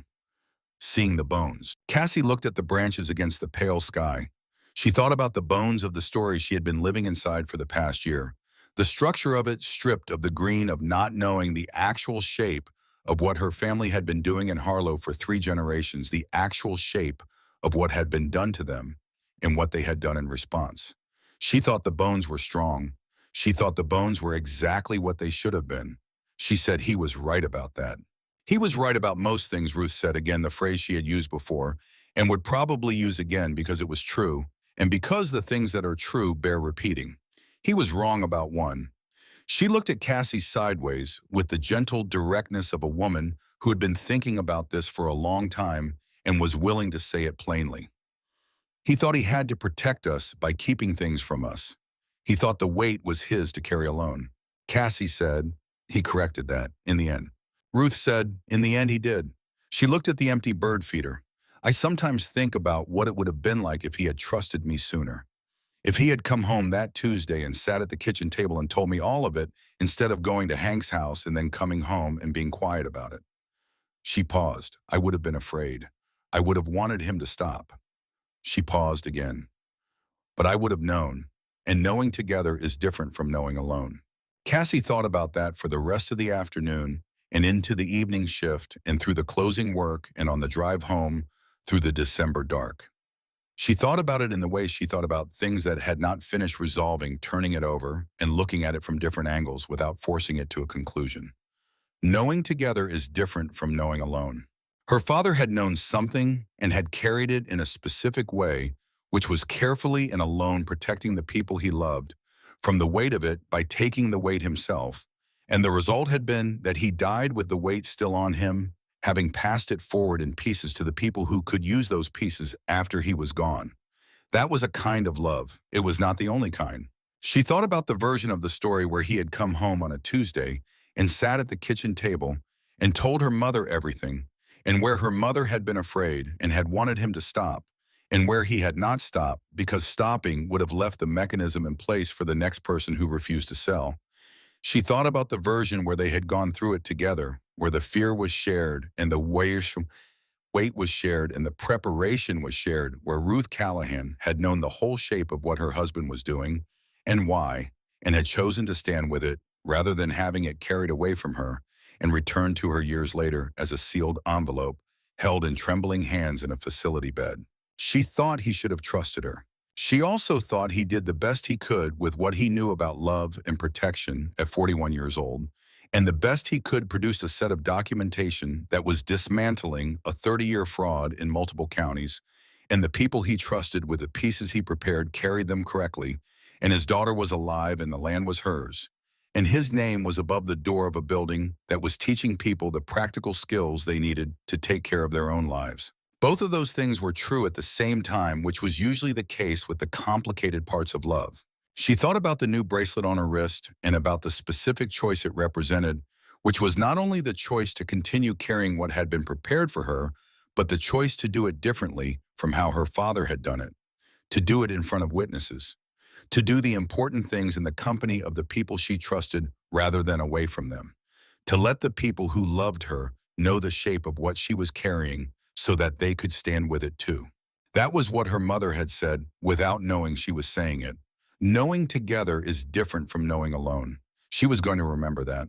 She was going to let it change the way she moved through the things ahead of her, which would have their own hard places and their own preparations and their own moments of looking at the bones of things in the winter light and understanding the actual structure. She was going to do it in front of witnesses.